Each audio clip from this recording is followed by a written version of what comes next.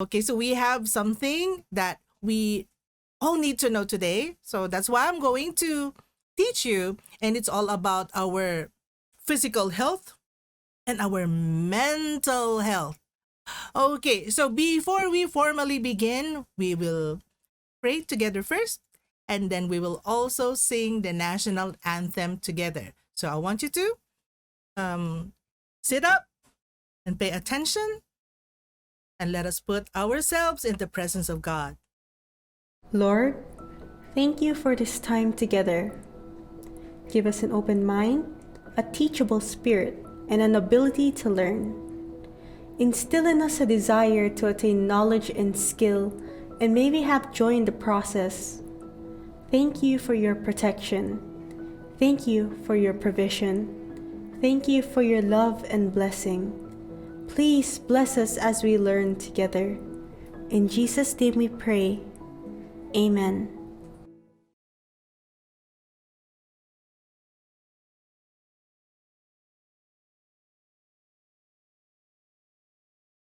Tumayo ng matuwid, ilagay ang kanang kamay sa kaliwang dibdib at sabay-sabay nating awitin ang pambansang awit. Bayang magiliw, pelos ng silanganan, alam ng puso, sa dibdib mo'y buhay.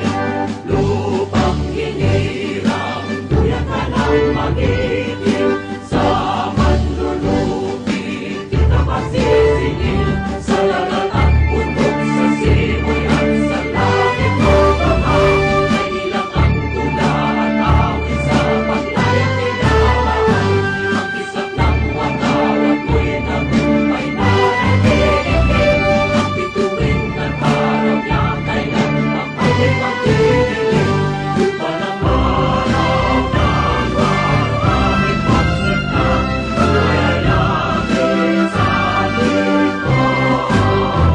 Aming ligaya naman may mamagin, at kamatay ng dahil sa'yo.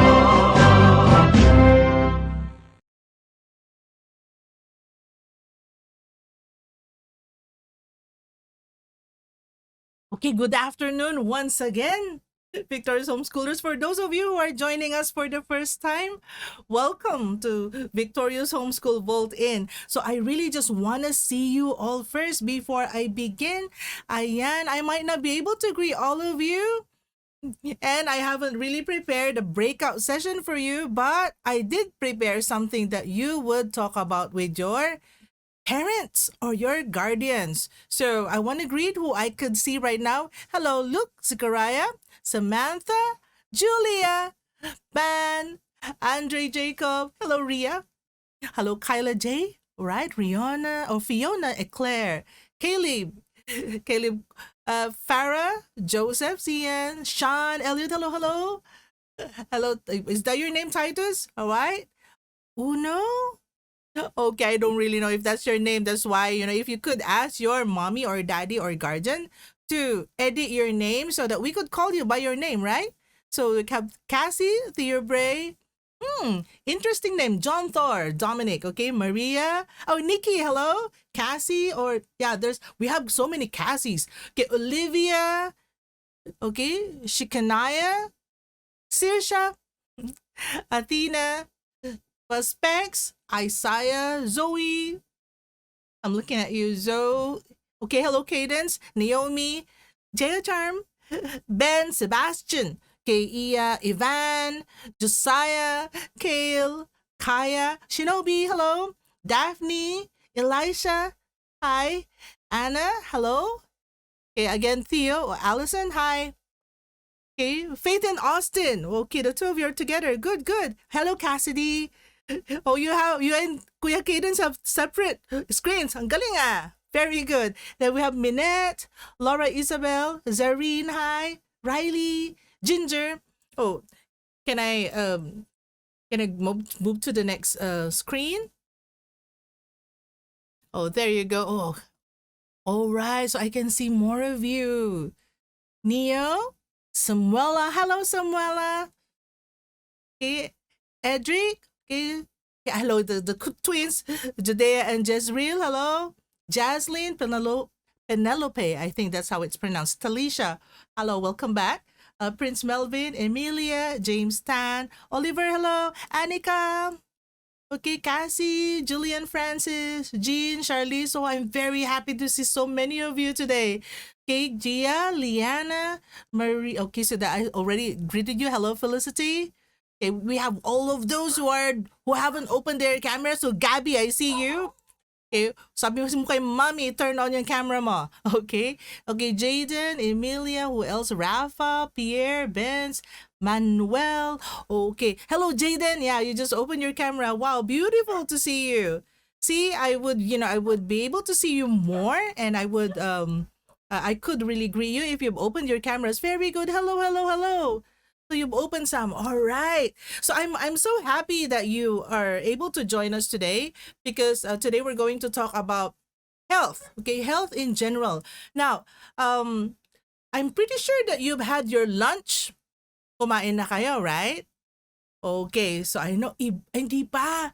Ay dapat kumain na kayo ng lunch, right? Or late breakfast ba kayo? You call it breakfast, and lunch you call that brunch. Pwede naman, di ba? Okay, so what I want you to think about is the last meal or food that you ate today. You know, what did you eat? Now, so many of the people around you would tell you, okay, you have to eat healthy food.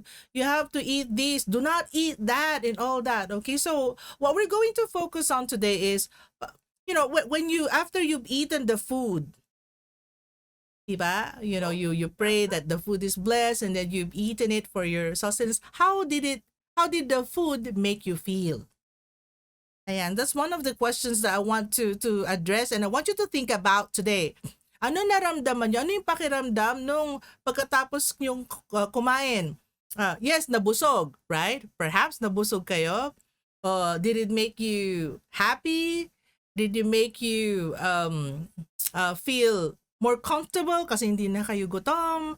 So yun yung mga po pwede nating itanong sa sarili natin. And sometimes, when you call the food treat, kunwari, humingi kayo ng paminsan-minsan ice cream o kaya cake. Okay, so ano yung pakiramdam ninyo after you've eaten those food? Okay, so meron tayong immediate na nararamdaman, kasi okay, so pagkakain ko nabusog ako, right? Or pagkakain ko, masarap, it's sweet and yummy, and so I feel happy. Now, there is also the feeling that you have after you've eaten certain kinds of food as well. So, for example, kapag masyadong matamis yung nakain mo, if you've eaten too much sweets, okay, you would probably feel hyper or happy. But afterwards, minsan nagkakaroon ng dip ng energy, nagiging parang either sleepy ka or bigla kang nanghihina. So, our food would actually affect the way we feel. Oh, so amazing, no? The food that you eat also affect the way you feel, and at the same time affect your physical health. So the way you feel means kasama na yun, that's your mental health. And if we have physical health, we also have mental health. And all of us would have mental health. Ngayon, pag yung physical health natin, di ba yung katawan natin, sometimes we get sick, right? So when we get sick, it means that our physical health is poor. So nagkakalagnat, nagkakasipon, or nagkakaroon ng fever, or meron kayo nararamdaman na sakit, then our physical health has a problem, whether temporary or not. Now, kapag masyado rin naman kayong malungkot parati, or parati kayong galit, frustrated parati, then meron din kayong counting problems sa mental health. Okay, although the good news is these things are not permanent. Okay, kapag bad mood ka, hindi ka naman bad mood parati. Okay, kapag gutom ka or may sakit ka, hindi naman din talaga parati. And so what we're going to focus on right now is how do we make sure that we have good physical and mental health. Okay, so we're going to start our presentation. Hey, Teacher Amber, can you share the presentation for our preschoolers, grade 1, grade 2, and grade 3 homeschoolers? Okay, so you can see the screen, right? And where's the mouse? Click it first. I'm gonna click it. All right. Okay. So our topic is about having a healthy body and mind. So you can see in the picture, no? We have the healthy banana, some ano yan, jalapenos. Okay. Those are jams. And of course, we have the cupcake. Mm-mm. Okay. So it's important, sabi niya, no, that we eat a balanced diet and get lots of exercise in order to stay fit and healthy. So to do this, we need to think about how different activities and foods make our bodies feel. So how do these activities, how do these pagkain make us feel? It's important that we eat a balance of lots of different types of foods and that we get a balance of lots of different activities. So this will help our bodies and minds stay healthy and feel well. Now, to help our bodies and minds stay healthy and well, we can eat a balance of, lots of different types of foods. It is very important to keep our body hydrated with lots of water as well. So, teacher, ano ibig sabihin ng hydrated? Okay, the word hydra means actually water. So, hydrated simply means that you keep yourself in good condition because you drink enough water. So sabi nga ng mga doctors, you have to drink lots of water because water helps your body become healthy because water cleanses your body of toxins and unwanted stuff. Ayan. So you can see here, pag sinabi niyang balance of lots of different types of foods, you can see on the table different kinds of foods, right? Some of you probably know these foods. Well, you know them. Ano ba yung nakikita natin doon? Oh, we have the canned tuna. We have the carrot. Very good. Can you type what you can see? Yum. Okay, can you type the kinds of food that you can see in the picture? So for those of you who can type, for those of you who cannot type, you can just say to your mommy or daddy or the person with you. We just say it aloud. All right. Oh, tama. You have water here. Oh, you have tomato ketchup. I think this is an apple. Cherries. Okay, bread. Okay. We have chips too. And cabbage. Merong butter, oil, cheese. I don't know what this is. I think this is cupcake. Cereals. Who among you eat cereals? Tama, juice. Good job. Bread. Tama. Very good. There's avocado. I didn't see the avocado. I do see a cucumber. May avocado ba? I love avocado. That's why I'm looking for it. Oh, there's the chicken. See, and of course the banana. May yogurt then. Oh, there's a chocolate bar. Ooh. Very good. Very good. Okay, so these are the different kinds of food and we all eat them. Now, you might say, oh teacher, yung cupcake bad. Oh teacher, itong ganito, good, like so. But let's not look at the food right now as good or bad. The food becomes our fuel. Yun lang, we have to make choices sometimes. So we eat more of this and less of that. Para hindi tayo nagigilty pag kumakain tayo ng something delicious too. We can eat them sometimes. Okay, so they, aside from identifying, all of these foods, can you try to think about how they taste and how they make your body feel when you eat them? Like what I told you, just think of them. When I eat cucumber, I feel, just think of them. When I eat banana, I feel like so. Just think of them. Okay? And whenever you think of them, again, they are just food. Now, this plate can help us to understand the different types of food that we can eat. We should eat more of, we should eat less more of, like so. Or we should eat less of, Okay, so you can see the plate here. The bigger plate has all of these stuff. We should have these stuff. Potatoes, bread, rice, pasta like spaghetti, and other, carbohydrate foods. And then you have here Fruits and vegetables, you have to eat lots of them, especially that you're still growing up. And then we have beans, fish, eggs, meat here on the pink side.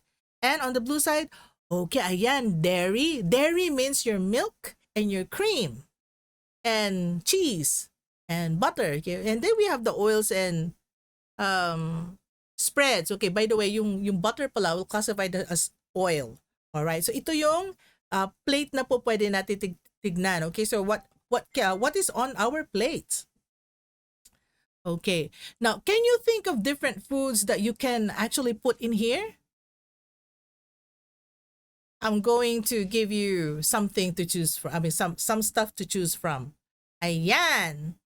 So ito yung mga po pwede natin kainin, the ones that we saw on the table, and let's click them one by one. Saan ba sila? Where do they belong? Okay? So like for example, bananas. Can you put each food in the right place on the plate? So I want you to think with me. I'm going to share this PowerPoint slides to all of you as well para mamaya pwede nyo siyang reviewin and you can do what I'm doing. Okay? So this will be in your Google Classroom later after the Vault-In sessions. Okay? So you can do it this way. You can click banana, for example. Where does it belong? Ayan, it belongs to the fruit and vegetables. Ito din, si Mr. Carrot, right? What about the bread? Yes, it belongs to the starch, okay? The carbohydrate side of the plate. Okay, we have cabbage here also, right? Si cereals, dun din siya sa carbohydrates. What about this one? Again, potatoes, dito tayo sa carbohydrates. Chips, saan siya? Dito din. Dami, no? And this one is another fruit. And this one is for the dairy and alternative. Again, cherries is fruit. And then meat. Ayan, dito siya.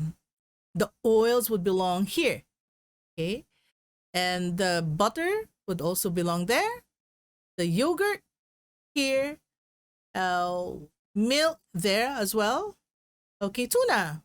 Ay, ayaw niya tuna. Balik tayo, teacher. Ayan. So, this one, there. Okay, that's the pasta. Yung alam niyo yung twisty pasta. Very good. Okay. And then, you can play around with this later, or you can even, if you know how to edit PowerPoint presentations, you can also add more food there. Now, as well as getting a balance of different types of food, it is also important that we do lots of different activities to help our bodies and minds stay healthy and well. Ayan, you can see in the picture different activities that you can do. So look at the activities. Can you think about how your body and mind feel when you enjoy these different activities? Ayan, you can see them. Okay, she's dancing. She's either playing, or he's either playing or reading from an ebook. Okay, look at this child. He's swimming. He's playing tennis. He's jogging. Oh, she's sleeping. And no, these ones, what are they doing? Or they're doing artwork. They're painting. Or you're playing. Okay, what else? Either talking with friends or watching a show. What else are these activities? Camping.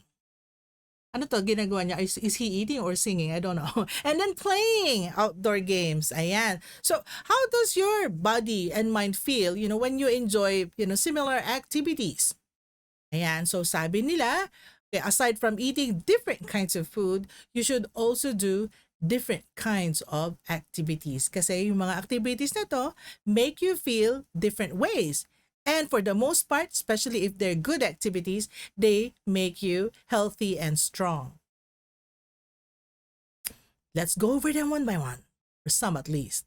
Okay, you have to be active and moving around. Okay, so this helps our bodies and minds stay healthy. And the bonus is they help us feel good, and it's also good for our physical health. Okay, so to read, okay, or even to study something that's very interesting for you. Wag natin gamitin yung study, yung mga iba, ayaw ko mag-study. But actually, studying is basically just discovering something new. If you have that kind of attitude, it becomes more positive.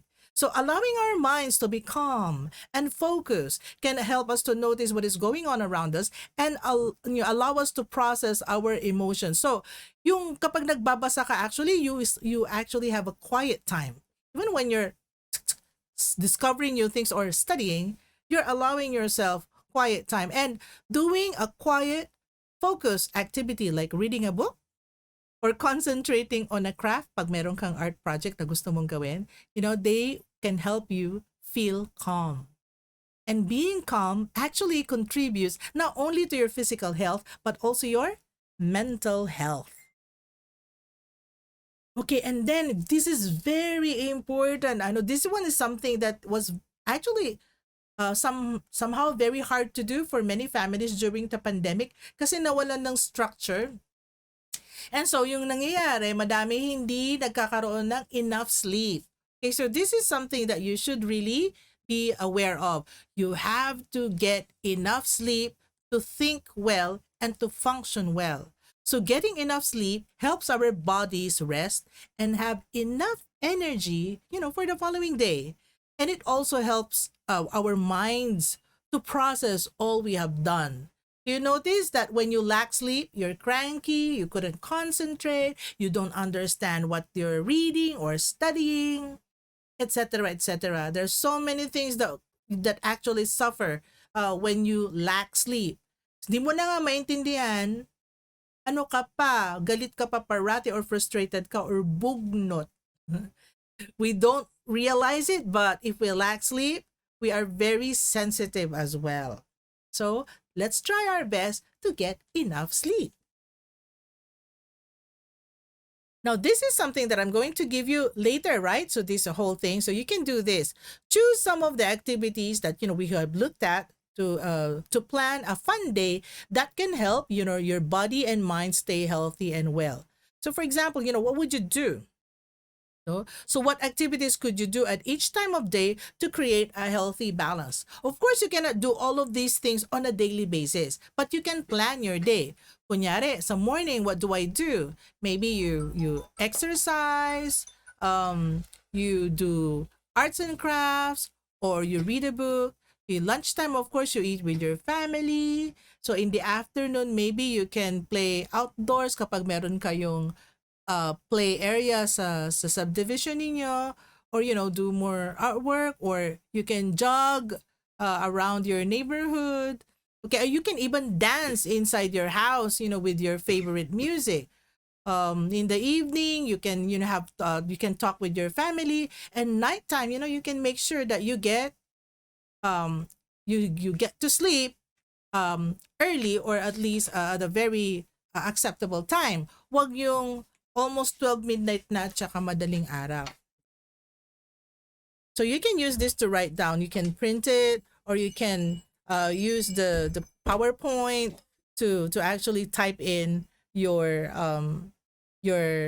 daily plan. Okay. Now there are lots of ways we can keep our bodies and minds healthy and well. Okay. One of these things would be to make time to rest and relax. Now, kapag masyado ng nahihirapan ka, kunyari when you're studying something and it's becoming too difficult, you can make time to rest and relax. You can remove yourself from it. You can ask politely from mommy or daddy or from your guardian na, can I take a break? Pero wag naman yung 5 minutes ka pala mang gumagawa naghihingi ka na ng break. Pag kunyari 10 minutes na and it's becoming tedious for you, you can make time to rest and relax, like what the child here is doing. Pwede kang mag-stretching, marami mga makikita mga yoga poses in YouTube. You can experiment with those. Okay? And of course, try to eat a healthy balance of different foods. And then, when you feel overwhelmed, when you feel that you're having a difficult time, you can talk to your mommy or daddy and express how you are feeling. Okay, so para kailangan may masasabi mo din siya, because expressing your feelings would not only make you feel better, but it also helps you think better. Drink lots of water. This is really very important. Sometimes we forget, especially for those of you who are allowed some game time. Tapos nalilimutan ninyo na mag-take a break at you drink water. You have to stretch while from your computer work. You really have to do this, okay? Particularly yung drinking lots of water. Okay, spend time focusing on a new skill or hobby. Okay, some of these can be painting, stitching, crocheting, anything that that helps you focus and have fun while creating something. And then you can spend time with people you care about. Okay, so sometimes if you're homebound, okay, like for homeschooled and home-based learners, what you can do is create a simple Zoom meeting like this and talk to your friend about about the things that you're doing, and share the activities that you've been doing. It's also good for you.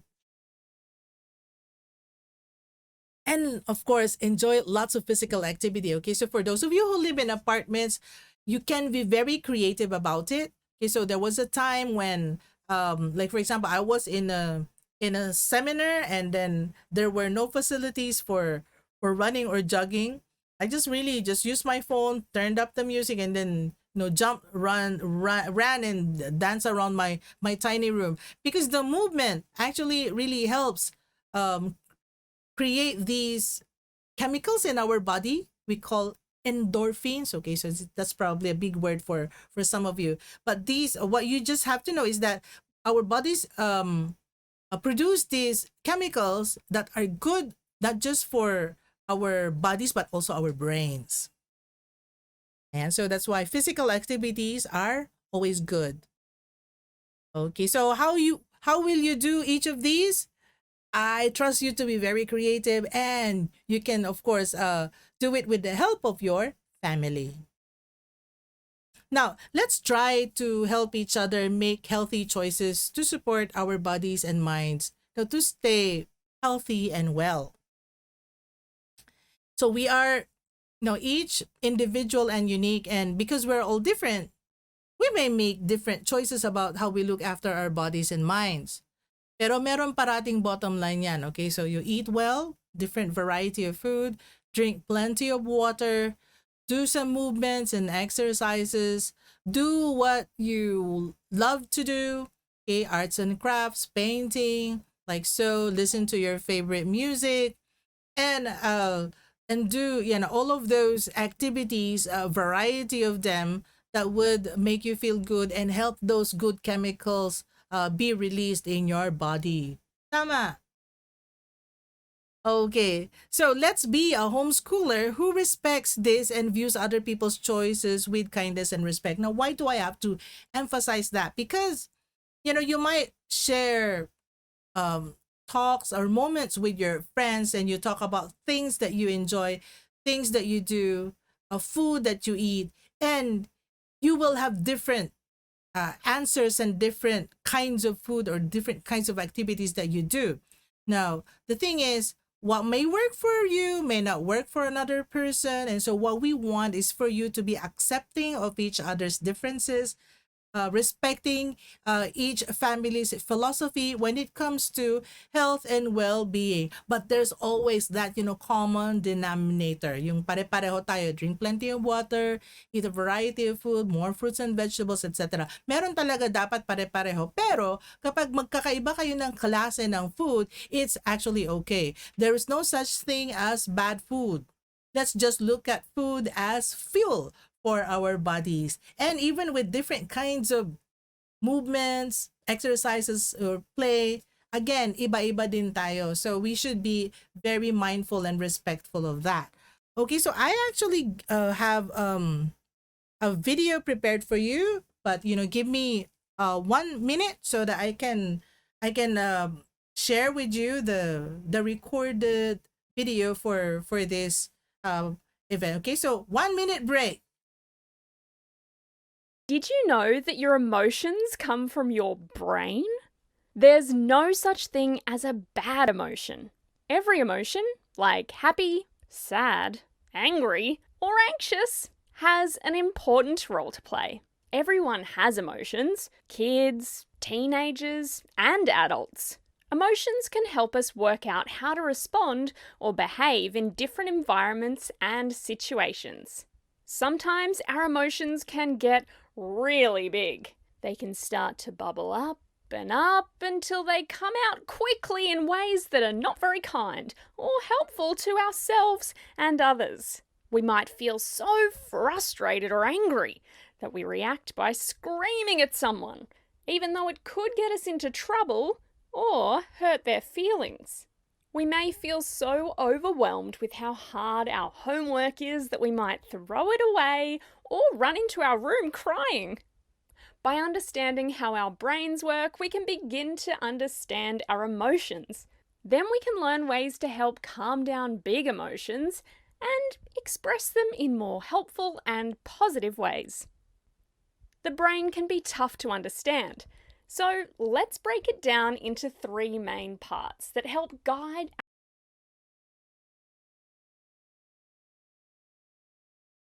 our emotions. The first part of our brain is our smart brain, also known as our frontal lobe. Our smart brain helps us with things like reading, writing, solving problems, thinking clearly, and even with how we communicate. The second part of our brain is our emotional brain. The emotional brain is in charge of the storing and sorting of emotions and memories. The third part of our brain is the survival brain, also known as our brain stem. This part of the brain is responsible for our body's basic functions, things like our breathing, heart rate, movement, sleep, and more. It can help our bodies respond quickly in dangerous situations to help keep us safe.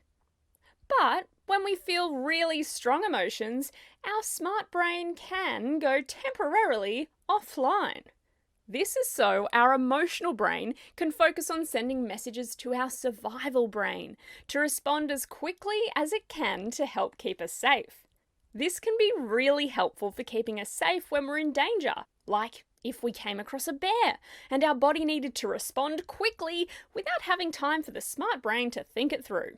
But our brain can't always tell the difference between danger and when we're just feeling really big emotions, like stress. So while the smart brain turning off can be really helpful in certain situations, like needing to run away quickly from a bear or an angry dog, it wouldn't be so helpful in times when we have big emotions. In those times, we need our smart brain to help us think clearly, like when we have a test coming up or have to give a speech. A big part of being able to manage our emotions is learning how to notice when our smart brain is about to switch off and finding out what we can do to keep the smart brain switched on. Our brain has evolved to help us stay safe from danger. When our brain is really stressed and thinks we're in danger, it tries to keep us safe by triggering a response called fight, flight, freeze. This is our brain's natural reaction to danger. For example, if you came across a bear and felt in danger, your smart brain will go temporarily offline and your emotional and survival brains will take charge. This is because if a bear was about to attack you, you wouldn't need to know what kind of bear it is. Your body just needs to respond quickly to keep you safe. You might try to attack the bear. That's a fight response. You might try to run away and hide from the bear. That's flight. Or you might stay perfectly still and try not to move and hope the bear doesn't see you. That's freeze. We live in a world that's full of stress, so our brain can't always tell the difference between day-to-day stress and stress because we're in danger. Stuff like homework, fighting with friends, or public speaking can still trigger our fight, flight, freeze response, even if we're not in any physical danger. Like, if you're feeling stressed because of a speech you have to do at school, you might feel like yelling or screaming. That's your fight response. You might want to run off stage and hide. That's your flight response. Or you might freeze in place and not be able to get the words out. That's your freeze response. The good news is that there are lots of things we can do to help calm these big feelings down and keep the smart brain switched on. Tip 1. If you can learn how to calm down your body, this can help to calm down your survival brain. You can do this by doing physical things like taking deep breaths, going for a run, or having a shower. Tip 2. Calming down your thoughts can help calm down your emotional brain. You can do things like meditation, mindfulness, or activities that use your 5 senses. Tip 3. Keep your smart brain switched on. Do things your smart brain is good at, like communicating with a trusted adult, talking to a counsellor, reading a book, or writing your thoughts down. Calming yourself down takes practice. So, to get really good at managing those big emotions, you have to keep practicing.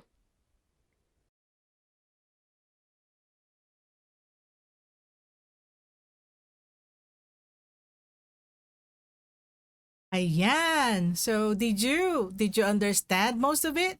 Okay, so don't worry if you want to rewatch the video, we can share the link to your group chat neighborhood so that mommy and daddy can share them with you. So just a little bit of what the video told you. So sabi nila yung brain natin, sabi niya, our brain has 3 parts. We have what you call the smart brain, the emotional brain, and the survival brain. Okay. So to keep our brain healthy, of course, we have to eat the variety of food, yung mga pinagkwentuhan natin kanina, you try to choose the healthier ones that make you feel good. All right? Now, the thing is, dito sa 3 parts ng brains natin or 3 responses ng brains natin, yung brain kasi natin di niya alam kung kailan dapat gamitin si smart brains, emotional brain, survival brain. In fact, pinakamaganda na dapat si smart brain natin parati siyang naka-turn on. Because our smart brain helps us make good decisions. Good decisions that are good for you and for the others around you. Okay, yung emotional brain tulad ng sinabi ng video would be dedicated to making decisions that are connected to your feelings. Okay, now kapag sobrang big yung feeling katulad ng fear, acute embarrassment, kapag natatakot ka talaga, yun ang tinatawag nilang survival brain. Now, ang problem is, kapag yung survival brain mo sobrang malakas at magta-turn off or nagiging offline yung smart brain, hindi ka makakapag-isip ng mahusay. Although, kailangan din natin yung survival brain. Bakit? Nga kapag nandyan nga yung bear, paano mo poprotektahan yung sarili mo? So, pag nakakita yung brain, nakita mo yung totoong, hindi yung bear na cute kapag yung teddy bear na stuffed toy, hindi nakakatakot yun. Yung totoong bear. Yung totoong bear, nakakatakot yun kasi pwede kanyang dakmain, pwede kanyang masaktan. At pwede ka pa niyang mapatay, right? So therefore, pag nakita mo yung totoong brain na pagkalaki-laki, matatakot ka. Big emotion yon. So magsiswitch off yung smart brain mo tsaka yung emotional brain mo, yung survival brain lang yung buhay. So either tatakbo ka or lalabanan mo yung bear or hindi ka gagalaw. Mag-freeze ka. Yun ang sama. Fight, freeze, ano kanina? Flight. Magtatakbo ka, fight, lalaban ka, or mag-freeze ka. Okay, yun yung kapag yung survival brain. So, ang problema, yung brain kasi natin kapag emotional tayo, tas emotional, tas naging survival brain, yung kunyari, galit na galit tayo, or na-frustrate tayo, galit tayo kay mami kasi hindi ka binilhan nung gusto mo na shoes. Parang ganun. Tapos, yun, kapag nagiging big yung emotion mo, yung frustration mo, nagsiswitch off yung smart brain. So, yung mga decisions natin, minsan, hindi maganda. Okay, kunyari, meron kayong group of friends, tapos merong sinabi yung isang friend mo na hindi maganda at nasaktan ka. Magiging big yung emotion mo, tapos masasaktan ka, tapos kahit na sisigawan mo yung friend na yun na nagsabi ng something unpleasant, kahit na pwedeng hindi ka muna nagsalita kasi pag nagsalita ka, nasigawan mo siya, masasaktan din siya. So pare-pareho kayo nasa survival brain mode.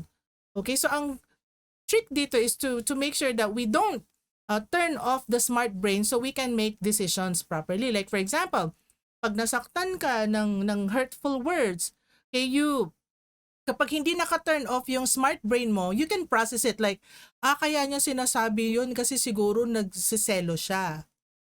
O kaya niya sinasabi yun kasi siguro she's feeling bad and she wants me to feel bad also. So if you can still think like that, walang mag-aaway at hindi ka makakapagsabi or makakasigaw ng mga things that might, hurt the relationship. The same thing applies to your family members. So minsan, kahit ako guilty dyan, so I know your mommies and daddies would also feel the same. Pag pagod na pagod si Teacher Len, minsan di ko namamalaya, nagiging suplada ko, nasisigawan ko yung mga hindi dapat masigawan. So, nag-a-apologize ako kasi I was not thinking properly, so I was very emotional and all that.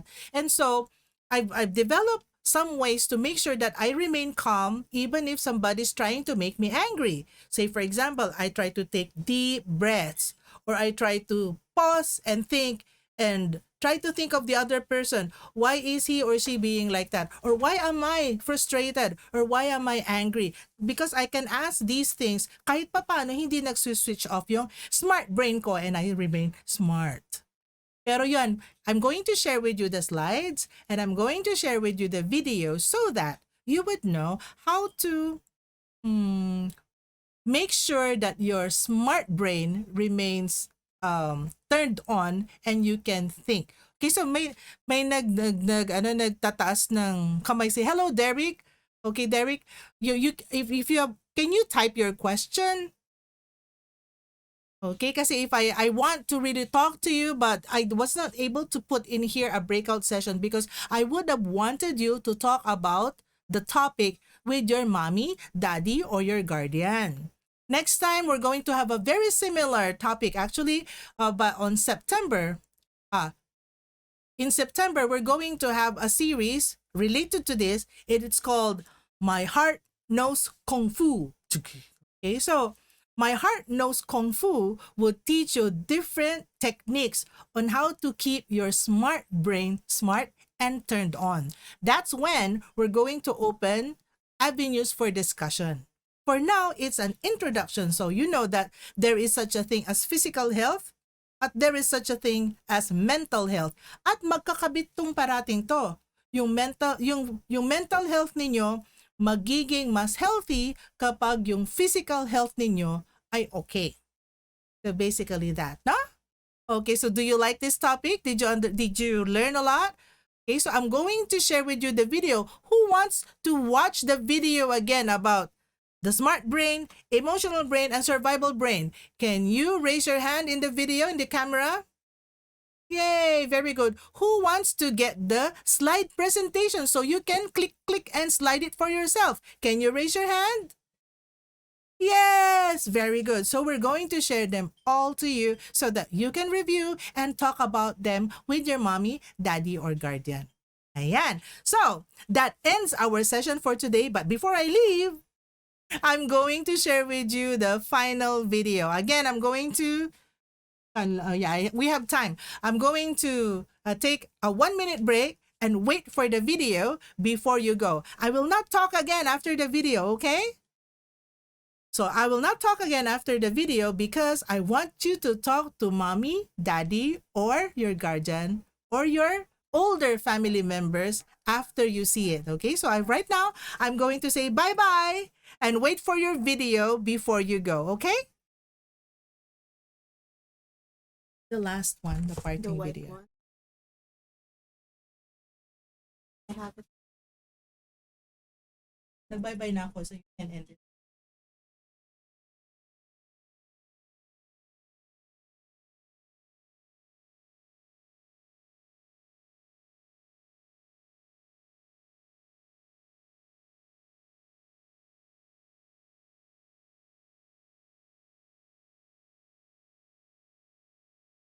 You are not your thoughts.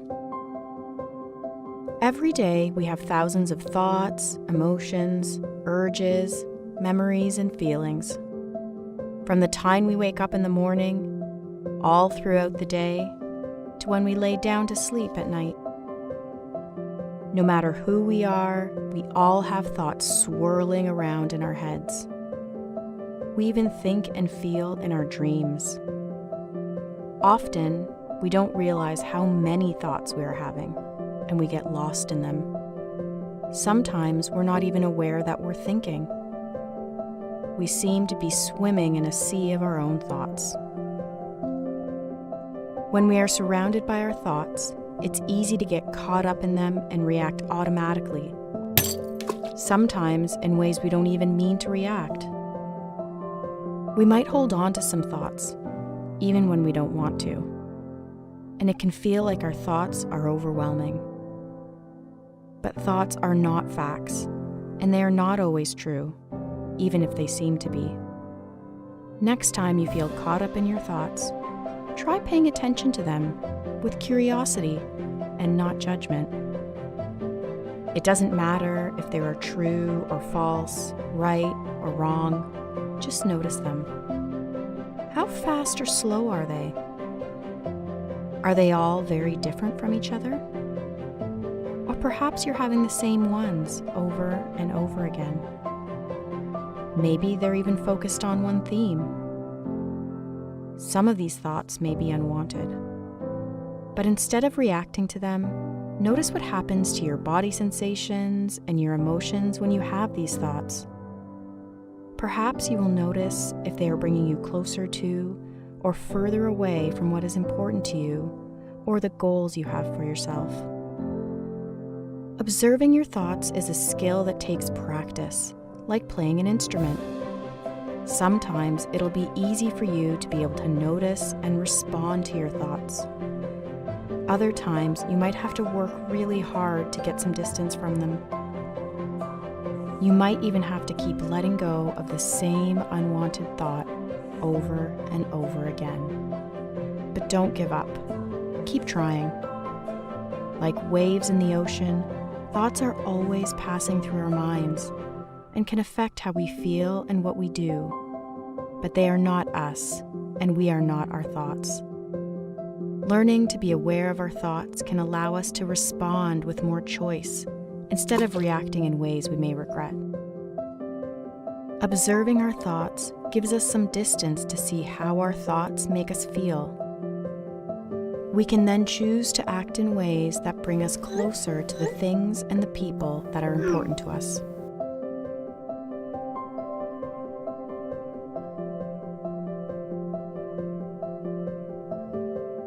Remember, you are not your thoughts. Try observing your thoughts with curiosity. Try it right now.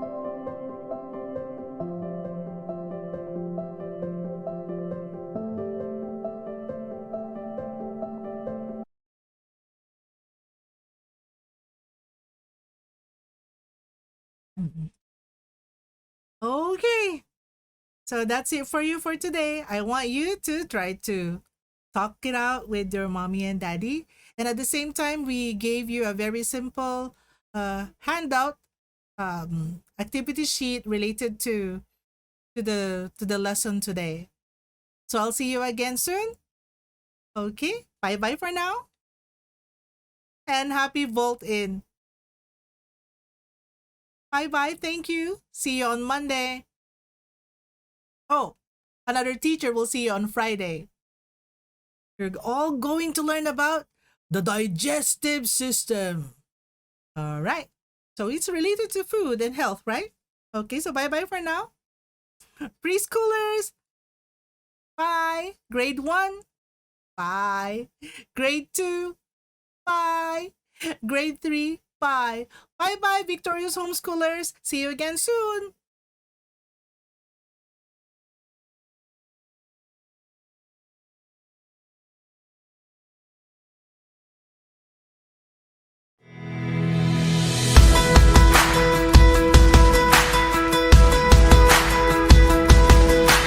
We all find the love and truth at home as we above we place our faith and hope as we are growing. We know why we are victorious. We know how we'll be victorious. Whether here or anywhere, the good in us will always share. And that is who we are. We're victorious.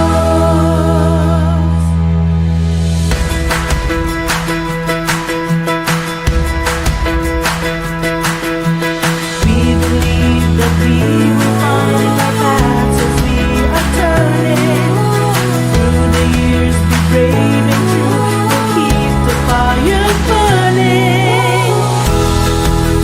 We know why we are victorious. We know how we'll be victorious.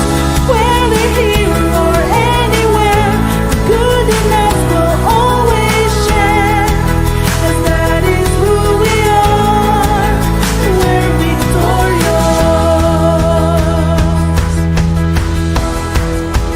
We will soar near or far. All could see, raise the bar. Love and light, peace and fun, grace and light.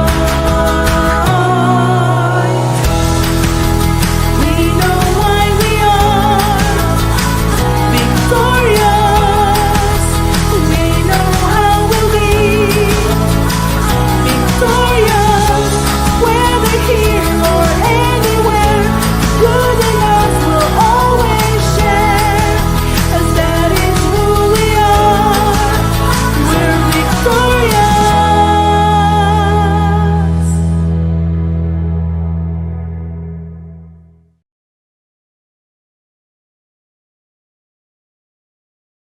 Hello, hello. Good afternoon. Good afternoon, grade 4, grade 5, and grade 6 victorious homeschoolers. I'm so happy to see you today. Okay, so some of you are now opening your your cameras. Okay, now I'm seeing you. Beautiful, your more beautiful faces. Okay, so Kenneth, is that Kennethy? All right, Simon, Simone, Moira, hello, Matty, Sophia, hi, Maria Riley, Jean, Ezekiel, hi, Veronica, hello, hello, Yoshi, Gia and Gianna, hello, Rebecca, Eon and Vel, hi, hello, Hannah, hello, Annika, it's your turn. Okay, and hello, Naraya. Okay, so Cadence. All right, who else? Okay, hello, Bandre. Sino pa? Okay, so we have how many of you? How many are they right now? 36? Okay, so again, good afternoon. So welcome to our Victorious Homeschool Vault in class today, and we're going to talk about physical and mental health. Okay, actually more on mental health for you because I know that you've already tackled nutrition before. So we're just going to connect a little bit that somehow the things that you eat also affect your mental health. Okay. All right. Before we officially begin, let us all pray together and sing the national anthem right after.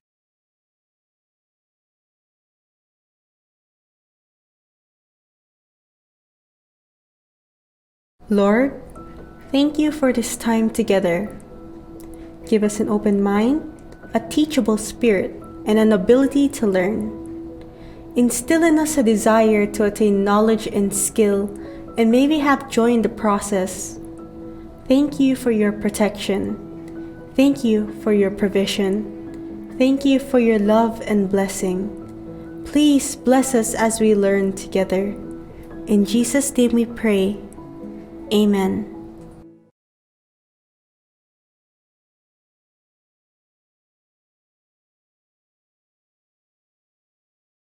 Tumayo ng matuwid, ilagay ang kanang kamay sa kaliwang dibdib at sabay-sabay nating awitin ang pambansang awit.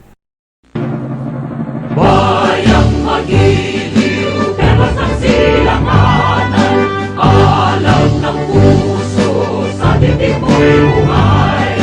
Lupang hinirang, duyan ka ng magiting, sa manlulupig, di ka masisingil. Sa dagat at bundok, sa simoy at sa langit lumahaw, ay ilang ang tula at awit sa paglayang tinahal. Ang kisap ng watawat mo'y nagumpay na nagiging, ang bituin at araw niya kailan magpalit magdidilim. Lupa ng araw ng maraming pagsakang, mayayagin sa likod. Aming ligaya naman may mamagin, at kamatay ng tayo sa'yo.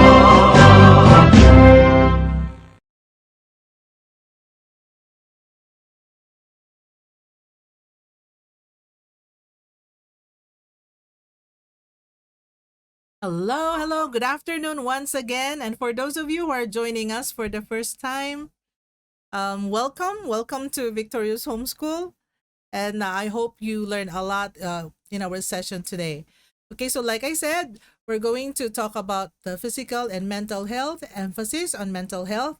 And we're also going to share with you a very informative video about our brain. Okay, so we're going to talk about our smart brain, our emotional brain, and our survival brain. Okay, but before that, let's go through some details. Okay, so Teacher Amber is going to share with you our presentation.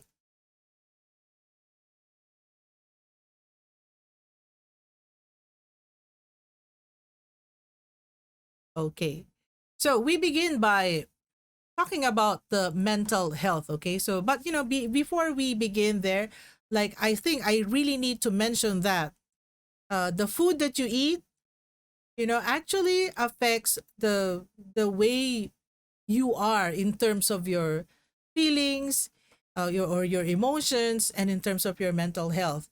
So I think it's a common knowledge that when you say eat too much sweets, okay, so you might feel good while eating it, but after a few hours, you actually feel this energy crash that you feel like you have lowered energy levels and even attention. So especially if you ate too much sugar. So the trick there is to try to eat as many variety of foods. Okay, so from fruits and vegetables to carbohydrates that are what do you call this, that are have more fiber, some dairy that a minimal amount of it, and so on. Okay, you need to think that when you make your body actually healthy, your mental health somehow follows. Okay, and also that your mood swings are affected by the food that you eat.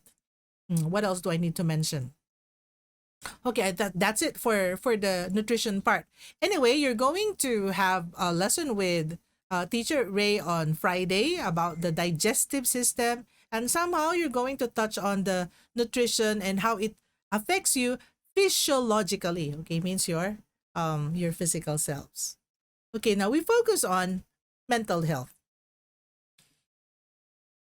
Okay, so when you talk about physical health, iba, when your body is not good, it means that you have poor physical health. When you get sick, for example, when you have colds, pag sinisipon kayo, or when you feel some body aches, it means that your physical health is not good. Now, the same principle applies to your mental health. Kapag parati kayo masyadong malungkot, parati na lang na frustrate at hindi maganda yung mood ninyo, your mental health is not also okay. So what is mental health really?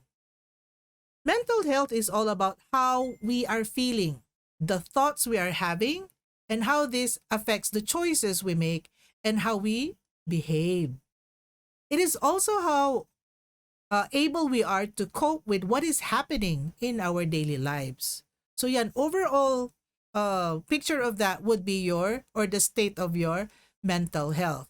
Okay, your feelings, the thoughts that you're having, and the choices or decisions that you make because of these feelings and thoughts. Now, there are lots of emotions we may experience.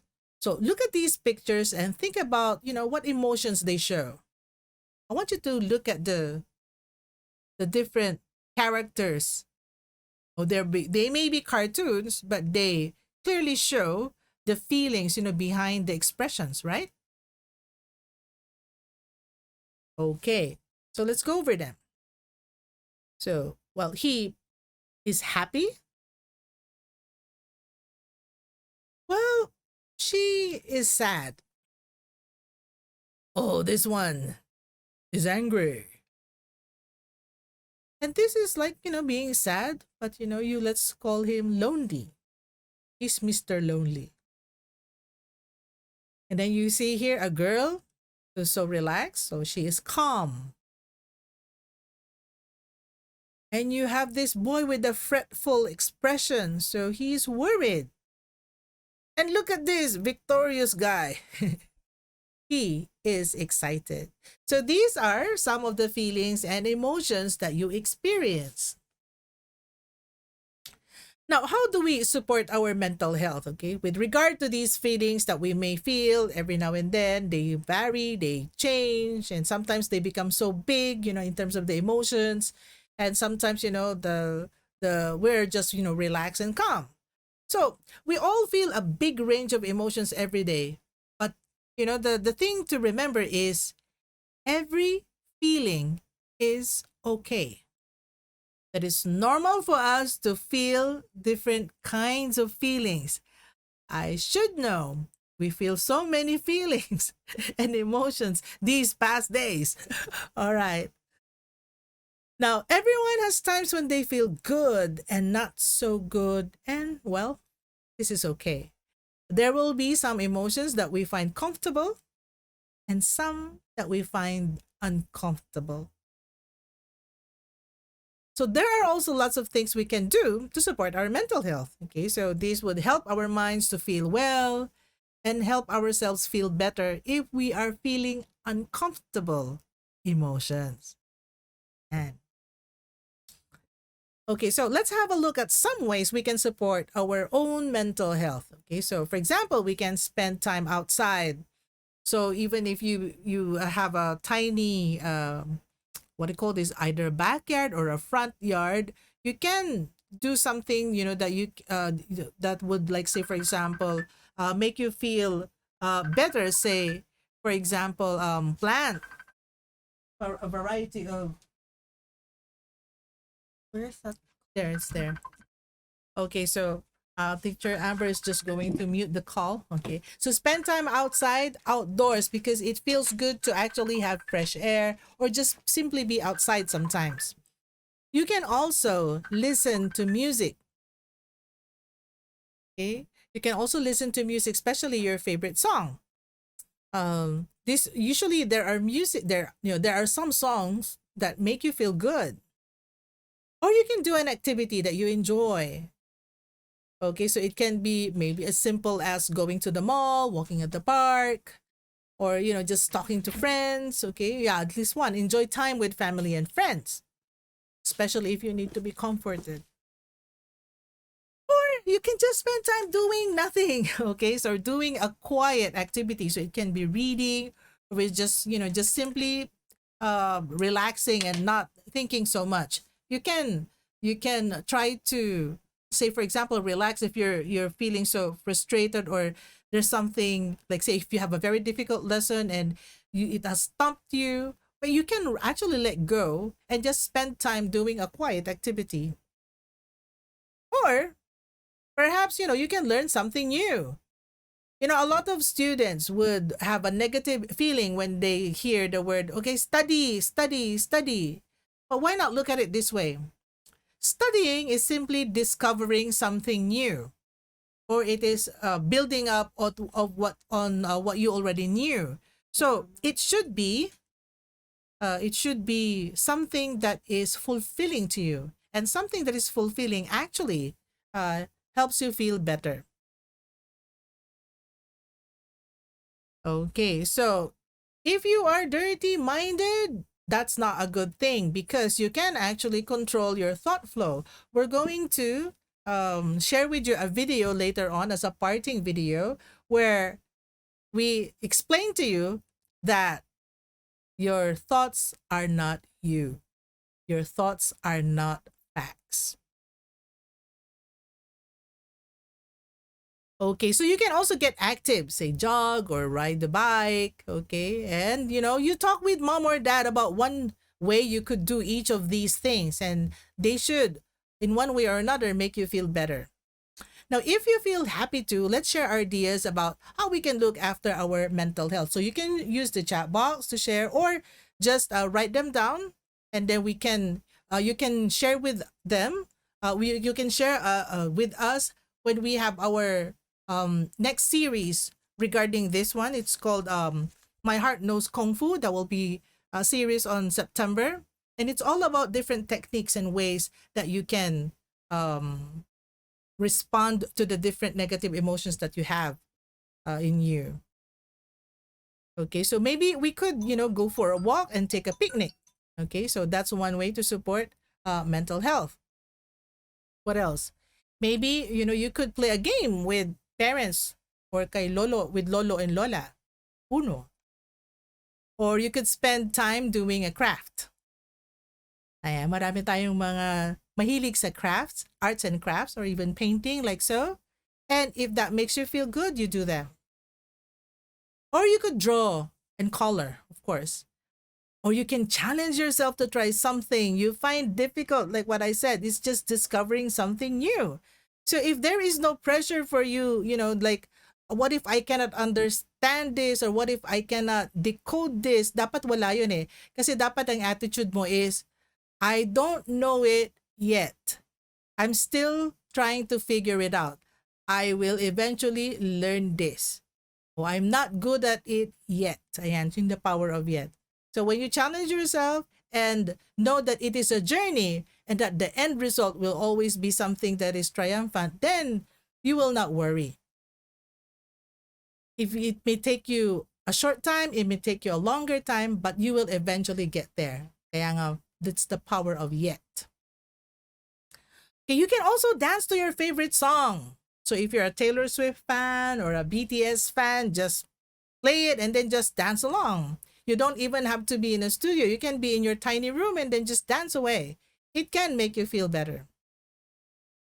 You can also play a game outside with friends. If you have a playground there and then you have cousins with you or even friends, neighbors, then you can do that. Okay, these are different ways that you can do to support your mental health.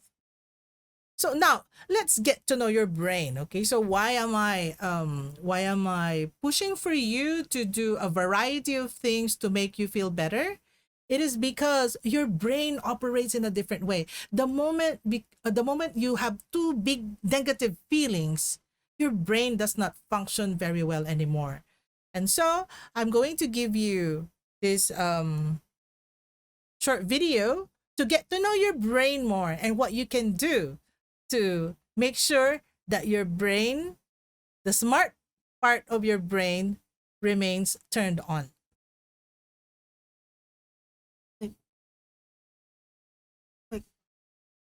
Did you know that your emotions come from your brain? There's no such thing as a bad emotion. Every emotion, like happy, sad, angry, or anxious, has an important role to play. Everyone has emotions, kids, teenagers, and adults.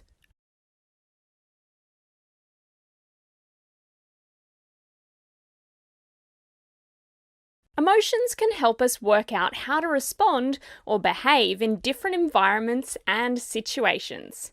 Sometimes our emotions can get really big. They can start to bubble up and up until they come out quickly in ways that are not very kind or helpful to ourselves and others. We might feel so frustrated or angry that we react by screaming at someone, even though it could get us into trouble or hurt their feelings. We may feel so overwhelmed with how hard our homework is that we might throw it away or run into our room crying. By understanding how our brains work, we can begin to understand our emotions. Then we can learn ways to help calm down big emotions and express them in more helpful and positive ways. The brain can be tough to understand, so let's break it down into 3 main parts that help guide our emotions. The first part of our brain is our smart brain, also known as our frontal lobe. Our smart brain helps us with things like reading, writing, solving problems, thinking clearly, and even with how we communicate. The second part of our brain is our emotional brain. The emotional brain is in charge of the storing and sorting of emotions and memories. The third part of our brain is the survival brain, also known as our brain stem. This part of the brain is responsible for our body's basic functions, things like our breathing, heart rate, movement, sleep, and more. It can help our bodies respond quickly in dangerous situations to help keep us safe. But when we feel really strong emotions, our smart brain can go temporarily offline. This is so our emotional brain can focus on sending messages to our survival brain to respond as quickly as it can to help keep us safe. This can be really helpful for keeping us safe when we're in danger, like if we came across a bear and our body needed to respond quickly without having time for the smart brain to think it through. But our brain can't always tell the difference between danger and when we're just feeling really big emotions, like stress. So while the smart brain turning off can be really helpful in certain situations, like needing to run away quickly from a bear or an angry dog, it wouldn't be so helpful in times when we have big emotions. In those times, we need our smart brain to help us think clearly, like when we have a test coming up or have to give a speech.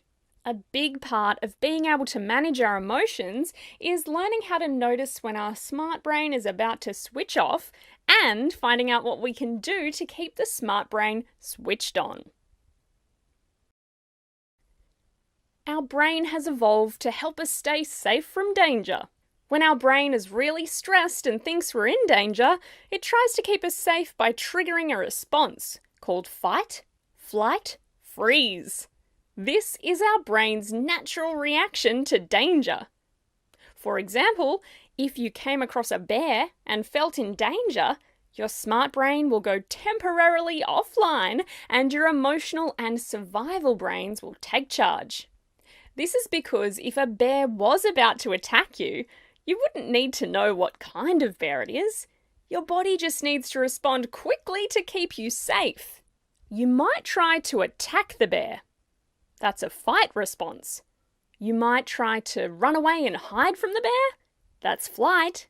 Or you might stay perfectly still and try not to move and hope the bear doesn't see you. That's freeze.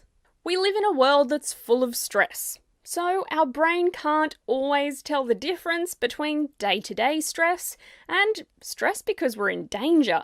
Stuff like homework, fighting with friends, or public speaking can still trigger our fight, flight, freeze response, even if we're not in any physical danger. Like, if you're feeling stressed because of a speech you have to do at school, you might feel like yelling or screaming. That's your fight response. You might want to run off stage and hide. That's your flight response. Or you might freeze in place and not be able to get the words out. That's your freeze response. The good news is that there are lots of things we can do to help calm these big feelings down and keep the smart brain switched on.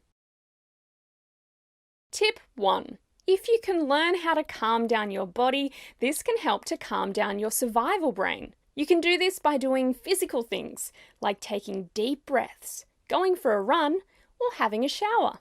Tip 2. Calming down your thoughts can help calm down your emotional brain. You can do things like meditation, mindfulness, or activities that use your 5 senses. Tip 3. Keep your smart brain switched on. Do things your smart brain is good at, like communicating with a trusted adult, talking to a counsellor, reading a book, or writing your thoughts down. Calming yourself down takes practice. So, to get really good at managing those big emotions, you have to keep practicing. Did you know? All right. Let me turn on. There you go. Okay. So there, that explains to you how your brain works. So just for recap, before we move on, your brain has these different, not really parts, but it's actually it's physiological makeup. Okay, so you have the smart brain, the emotional brain, and the survival brain. So your smart brain is the one in charge of the in charge of the things that you do, like when you're reading, when trying to understand something in your lessons, or even making logical decisions. That's your smart brain. And your emotional brain is in charge of, sorting emotions and storing memories, and all that. And for your survival brain is actually in charge of making quick decisions, while the smart brain and even the emotional brain are turned off. So you either flight, fight, or freeze. Okay. So what is the significance of these brain makeup that we're talking about? The thing is, our smart brain is always in charge of, being it is when it's able to turn on, or when it is turned on, you can actually remain calm and be able to think. The thing is, if you are so emotional with big emotions, such as, say, for example, acute embarrassment or fear, your smart brain actually turns off. Nag-go offline siya. So very similar to what the video illustrated. Say for example, you meet a bear, hindi yung teddy bear, kasi yung teddy bear hindi nakakatakot. Yung totoong bear na pwede kang saktan, pwede kang mapatay, like so. So when you see a real live bear, your smart brain actually turns off, and you switch to survival mode. So tatakbo ka ba? Sa lalabanan mo ba si bear, or mag-freeze ka? So yun yung survival mode mo. The thing is, when you're in the survival brain, your smart brain turns off. Now, in situations like that, when you really have to survive, okay si survival brain. Unfortunately, pag meron kang mga big emotions, kunyari, magbibigay ka nga ng public speaking, or meron kang hindi maintindihan sa math, tapos may mga taong nakatingin sa'yo, so embarrassed ka. Ang nangyayari kasi, nagto-turn off yung smart brain mo, nagsiswitch ka sa either emotional or survival brain. So ito yung nagtatantrum ka, or nakakasigaw ka, kunyari meron sinabi na hindi maganda yung friend mo sa'yo, tapos nagkakakwentuhan kayo, nasaktan ka, naging big yung emotion mo na nasaktan ka. So pwede mong masigawan yung friend mo, pwede mong awayin. Okay, as opposed to, kapag hindi naka-turn off yung smart brain mo, pwede mong maisip na, oh, maybe my friend is jealous of me, or maybe my friend is going through a tough time, kaya niya sinabi yon. Or, in short, you can be more understanding, more patient, and more calm if your smart brain remains turned on, if it remains online, kumbaga. Okay, so that's the significance of your brain. So ngayon, what is our objective? Okay, so our objective is to recognize and be aware that our brain actually has this kind of makeup, and that our objective is always to try our best to make sure our smart brain remains turned on, para hindi tayo nagkakamali or nakakagawa ng behavior or responses that we might regret later on. Now, everyone has times when they feel good, and then when they feel not so good. And some of the emotions we experience, will feel comfortable, and some may make us feel uncomfortable. And this is okay. So what really matters is how we respond and how we try our best to make sure that it doesn't escalate to the point na hindi na natin siya makokontrol. So if uncomfortable feelings affect our thoughts and behavior in a way that hurts us or others, it is important we talk to someone we trust and ask for help. Okay, so who could we talk to if we're worried about uncomfortable feelings or emotions? Okay, so we can talk to our parents or our guardians. Okay, sila dapat yung people that we trust the most. They may not be perfect because they also have this. Kung anong klaseng brain meron ka, ganun din yung mga parents and guardians natin. They also go through a lot of stress. They also worry a lot, okay? But maybe when you talk about it and you both share this lesson together, you will understand how both your brains work, so you can work it out. Okay, you can also talk to your teacher or your tutor if you have one. Your teacher is actually your parent, but then some of you may have tutors. You can also talk to mature, older siblings or cousins. Baka meron kayong mas matatanda na ate at kuya sa bahay or malapit sa inyo. Okay? You can talk to any family member actually. Okay? The trick to doing this is to really be honest and even, talk to them about how your smart brain is turning off. That's why you need somebody to help you calm down. So it is important to ask for help if we or someone we care about is experiencing difficulties para hindi siya lumala or para hindi siya mag-escalate or to worsen. And there's so many ways we can support our minds to be healthy as well. Okay, so these are different activities that you can do as mentioned earlier. So you can do arts and crafts, you can write down on your diary, you can dance and do something quirky, you can go to the playground and just play. You can play with lolo or lola or auntie or uncle. You can you can again play with your toys. Okay, simply just spend good moments with your family. After you talk to them about it, you can do all of these things too. Now, but can you think of one thing you will do today to support your mental health? Okay, I want you to talk it out with your parents or your guardians. Now, we did not put any breakout session for today because what we want is for you to direct your discussion or your talking with your parents or your family members.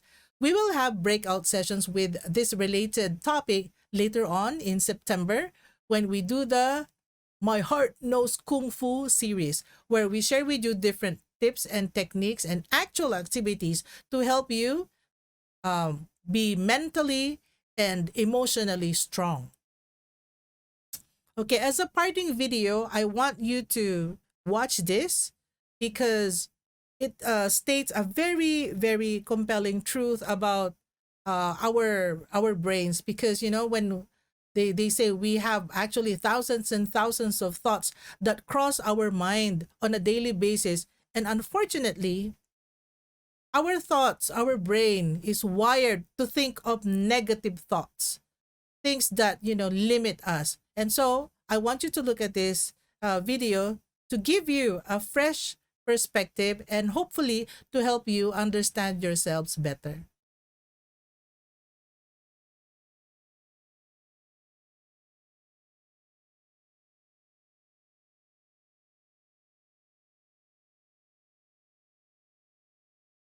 You are not your thoughts. Every day we have thousands of thoughts, emotions, urges, memories, and feelings. From the time we wake up in the morning, all throughout the day, to when we lay down to sleep at night. No matter who we are, we all have thoughts swirling around in our heads. We even think and feel in our dreams. Often, we don't realize how many thoughts we are having, and we get lost in them. Sometimes we're not even aware that we're thinking. We seem to be swimming in a sea of our own thoughts. When we are surrounded by our thoughts, it's easy to get caught up in them and react automatically, sometimes in ways we don't even mean to react. We might hold on to some thoughts, even when we don't want to. And it can feel like our thoughts are overwhelming. But thoughts are not facts, and they are not always true, even if they seem to be. Next time you feel caught up in your thoughts, try paying attention to them with curiosity and not judgment. It doesn't matter if they are true or false, right or wrong, just notice them. How fast or slow are they? Are they all very different from each other? Or perhaps you're having the same ones over and over again. Maybe they're even focused on one theme. Some of these thoughts may be unwanted. But instead of reacting to them, notice what happens to your body sensations and your emotions when you have these thoughts. Perhaps you will notice if they are bringing you closer to or further away from what is important to you or the goals you have for yourself. Observing your thoughts is a skill that takes practice, like playing an instrument. Sometimes it'll be easy for you to be able to notice and respond to your thoughts. Other times, you might have to work really hard to get some distance from them. You might even have to keep letting go of the same unwanted thought over and over again. But don't give up. Keep trying. Like waves in the ocean, thoughts are always passing through our minds and can affect how we feel and what we do. But they are not us, and we are not our thoughts. Learning to be aware of our thoughts can allow us to respond with more choice instead of reacting in ways we may regret. Observing our thoughts gives us some distance to see how our thoughts make us feel. We can then choose to act in ways that bring us closer to the things and the people that are important to us.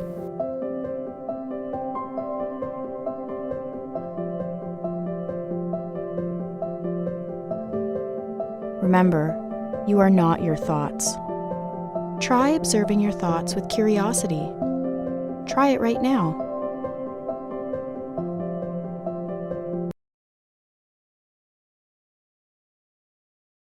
Okay. Okay, so thank you, Victorious Homeschoolers, for being with us today, and I hope you learned something about your brain and your feelings and your emotions today. Now, the last one is a video that is worth rewatching, and maybe perhaps you can rewatch with your mommy, your daddy, or your guardian, or even with your siblings, because this is something that happens to all of us, young and old alike. We always have these thoughts swirling around in our heads, and for the most part, it's all about negative self-talk, like I cannot do this, or I'm too slow in math, or I'm not very good in writing, and all of those negative thoughts. Okay, so again, I reiterate, you are not your thoughts. Whatever that negative thing that's being told to you in your brain is not true, and that is something that we should control. Now we're going to have an exercise for this, and it's called the thought catch, and this technique would teach you how to stop yourself and be more aware of what you're actually doing to yourself. Okay, so because these negative thoughts limit you and keep you from being open to more learning. Kasi nagbibigay ka na ng limitation about yourself. Okay, so it's not really very good. And so I leave these thoughts for you. I hope you become curious about your thoughts. Okay, di ba sabi ko kanina, there are thousands of thoughts that cross your mind on a daily basis. For example, for these after our Vault-In class, maybe time yourself for just 1 minute. Ano yung mga naisip mo? Ano yung mga memories na pumasok sa brain mo? Ano yung mga gusto mo, ano yung mga naisip mo na gagawin? Ano yung mga basta naisip mo lang? They just want you to be very aware of them, and you realize that when you become more aware of your thoughts, you become more able to not just control them, but to tame them and to change the negative self-talk into positive self-talk. Like what I mentioned earlier, Well, I'm not very good at math yet. I'm not good at polynomials yet. I'm not very good at multiplying or dividing fractions yet. I'm not very good at writing yet. I'm not very good at reading comprehension yet. And all of those statements that you can add yet to, because yet is a very powerful and magical word, which promises that you may not yet be there, but you will get there. It is a journey. I know. So I hope this is a very informative lesson for you, and I will see you again. I will see you again on Monday, and this Friday you're going to have an academic vault in with Teacher Ray, and you're going to learn all about the digestive system, which is something to do with your food and health nutrition as well. So last Friday you had a very energizing session with Teacher NJ and Teacher Larcy with regard to our national symbol, ang ating watawat, and it tackles, it tackled history and nationalism at the same time. And now we're giving you your physical and mental health focus. So I hope, these lessons are received very well by you, and we hope to see you again. I'll see you on Monday, but I will see you sooner on Friday. Okay, so bye-bye for now. Bye-bye, everyone. Okay, so there. Bye-bye. We're going to share this PowerPoint with in your Google Classroom, as well as an activity sheet that you might want to do that accompanies this lesson. Okay, bye-bye. Thank you so much for being here. Bye.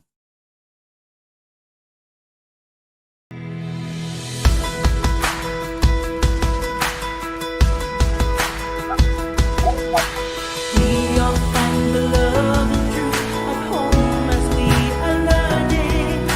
To God the Father we place our faith and hope as we are growing. We know why we are victorious. We know how we'll be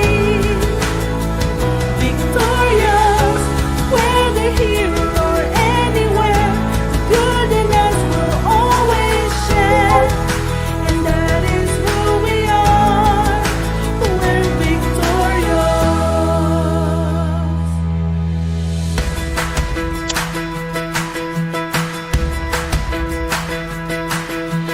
We believe that we will find our paths as we are turning. Through the years, be brave and true, and keep the fire burning. We know why we are victorious. We know how we'll be victorious, whether here or anywhere. The good in us will always share, as that is who we are. We're victorious. We will soar near or far. All who see raise the bar. Love and light, peace and fun, grace and light. We know why we are victorious. We know how we'll be victorious, whether here or anywhere. Good in us will always share, as that is who we are. We're victorious.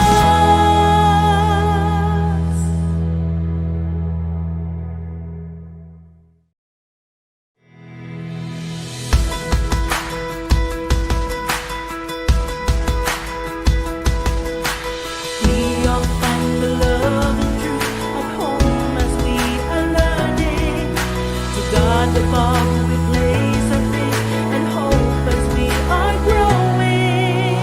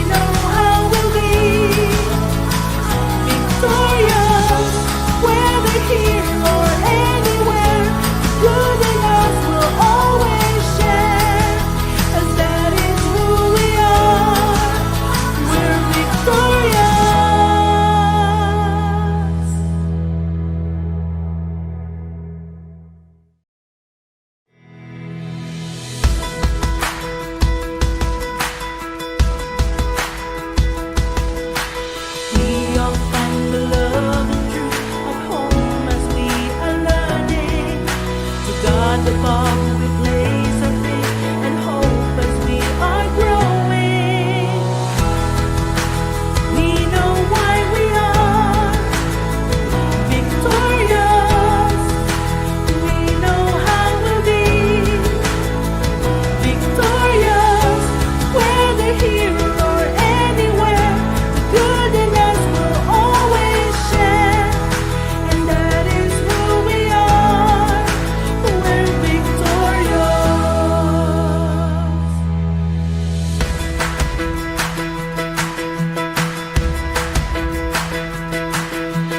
We believe that we will find our paths as we are turning. Through the years, be brave and true, and keep the fire burning. We know why we are victorious. We know how we'll be victorious. Whether here or anywhere, the good in us will always share. And that is who we are. We're victorious.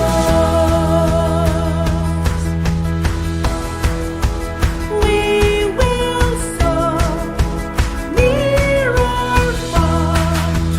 All could see, raise the bar. Love and light, peace and calm, grace and might. We know why we are victorious. We know how we'll be victorious. Whether here or anywhere, the good in us will always share. As that is who we are. We're victorious.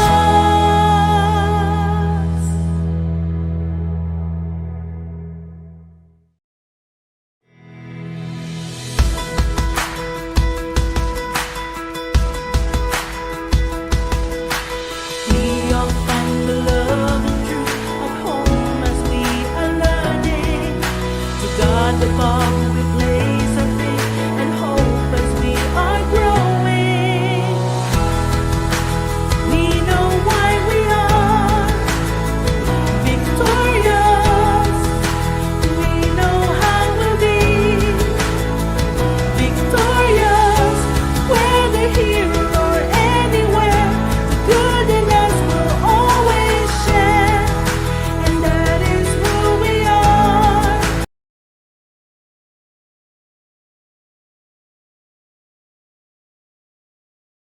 Hello, good afternoon, Victorious High. Okay, so this is high school. So some of you just came from grade 6, no? So welcome to your high school ng mga grade 7 and welcome to your high school life. Okay, post-pandemic style. Okay, so today we're going to tackle a very relevant topic, which is all about your mental health. Okay, more on mental health for you because I know that you're probably aware of your physical health and the role of food in your general well-being. But we focus on mental health because it is something that we should look into so that we can support our brain actually. So this is all about your brain and your emotions and your feelings. Okay, so after this brief vault in, we're also going to talk about how you can help yourselves in your academic studies. Okay, so since Teacher Amber and I are part of the advising group for high schoolers, we are in the best position to actually help and guide you. So that's for junior high school. So junior high schoolers, that's grade 7 to 10. And then the senior high schoolers, we're going to talk about your, especially the incoming grade 11 students, for your whether you're going to take ABM or GAS, and for transferees or incoming grade 12 coming from a different strand, we're also going to talk about your prospectus or how we can facilitate the SHS tracking of your subjects. Okay, that will be for later. But for now, we're going to focus on your mental health. Okay, so before we begin, let us all pray together and then sing the national anthem later after the prayer. Lord, thank you for this time together. Give us an open mind, a teachable spirit, and an ability to learn. Instill in us a desire to attain knowledge and skill, and may we have joy in the process. Thank you for your protection. Thank you for your provision. Thank you for your love and blessing. Please bless us as we learn together. In Jesus' name we pray. Amen.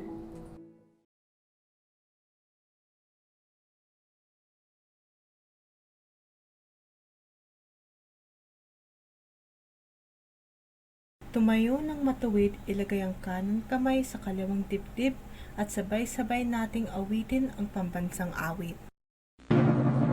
Bayang magiliw, perlas ng silanganan, alam ng puso, sa titik mo'y buhay. Lupang hinirang, tuyat ka ng magiting, sa manlulupit, kita masisingil, sa dagat at bundok, sa simoy at sa langit lumahaw. Ay ilang ang tula at awit sa paglayang tinawaan. Ang kisap ng watawat mo'y nagumpay na nag-iitim. Ang bituin ng araw niya kailan ang ating magdidilim. Lupa ng araw ng maraming pagsika, kulay langit sa ating aming ligaya naman may mamating at namatay ng dahil sa'yo.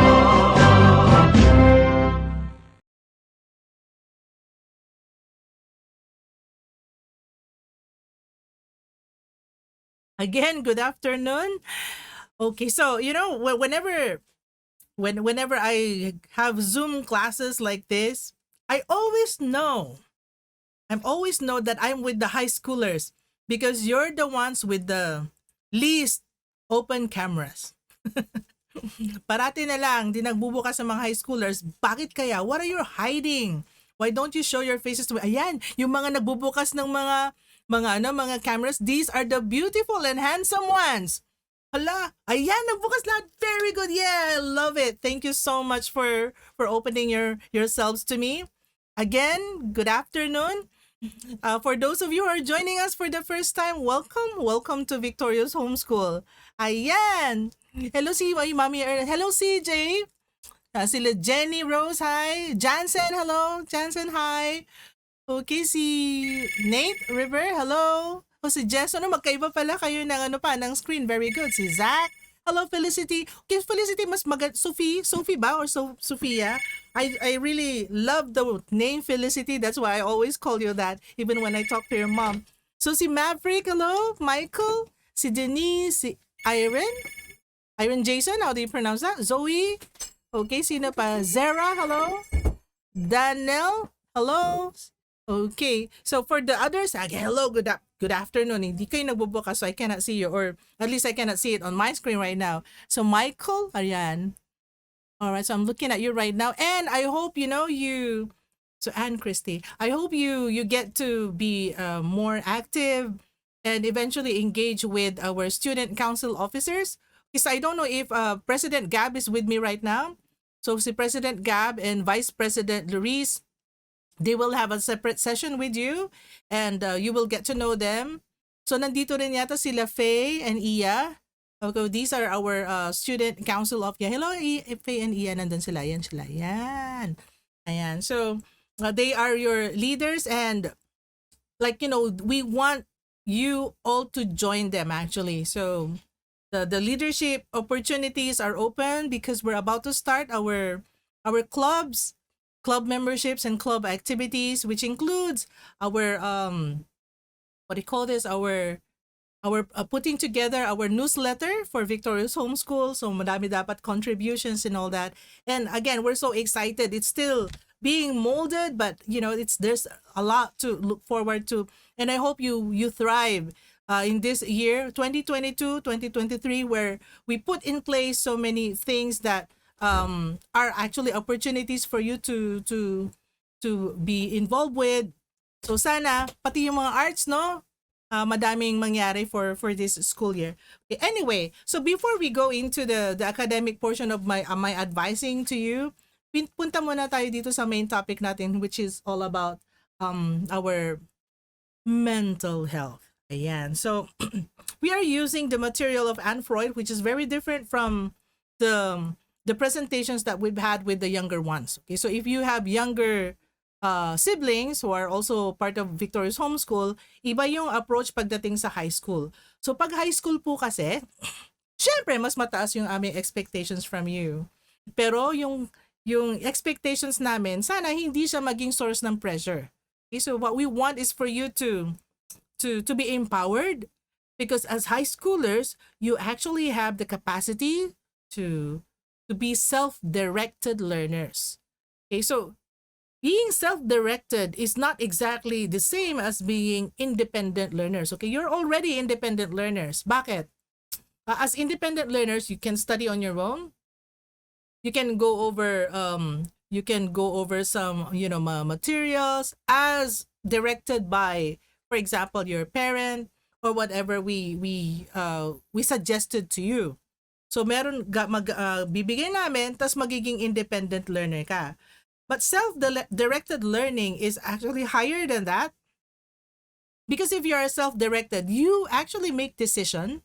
Pag self-directed ka, meron kang decision kung saan ka talaga magfo-focus, kung ano yung mga topics na idadagdag mo, and how you actually build on your skill sets to not just prepare you for the future, but for you to thrive in the now.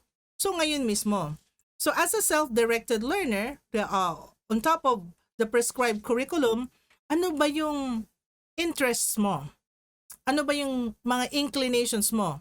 Nararamdaman mo yan kung ano talaga yung mga talents mo o yung mga kakayahan mo. One simple way to determine this is, minsan papansin mo, pag meron kang ginawa, tapos maraming nag-comment ng positive about it. As in, medyo marami, hindi lang isa, dahil ayaw ka lang yung masaktan. When you receive positive feedback about something that you did, more often than not, yung ginawa mo na yun, nandun yung inclination o yung talent mo. So, for example, if you delivered, say, a public speech, tapos, ang ganda ng presentation mo, ganda ng speech mo, tapos madami nagsasabi nun, ang dami mo naming natutunan. Ibig sabihin, you did well. Ibig sabihin, meron kang skill set for that, at nasa yun na yung skill na yon. Same with, like for example, any artwork, or an essay, or a project. Okay? Anything na merong kang result na nakikita, tapos you received very positive feedback repeatedly, consistently, from numerous channels. Tignan mo mabuti, kasi baka nandun yung talents mo tsaka inclinations mo. Just one. Another way to look at it would be, so panahon ninyo, in your generation, you have, of course, all of these devices. Dito pa lang nakaharap ako sa workstation ni Teacher Amber, kasi nakikigamit lang ako ng kanyang workspace. Meron na kaagad 4, 5 na, tatlo yung active na nakabukas na devices. Isang Cintiq, isang laptop, isang desktop. Ayan, so ang dami nakabukas, and these devices are actually your tools. Hindi lang yan siya tools kapag titignan mo from an evolutionary perspective, ito yung mga laruan ninyo Ang napakaganda, yung mga laruan ninyo, pwede nyong gamitin para ma-improve sarili nyo, para magkaroon ng knowledge, ng wisdom, at magkaroon ng exposure to so many things. Which is why, in your generation, you can actually afford to have more than one specialization. Nung panahon namin, matagal na yun.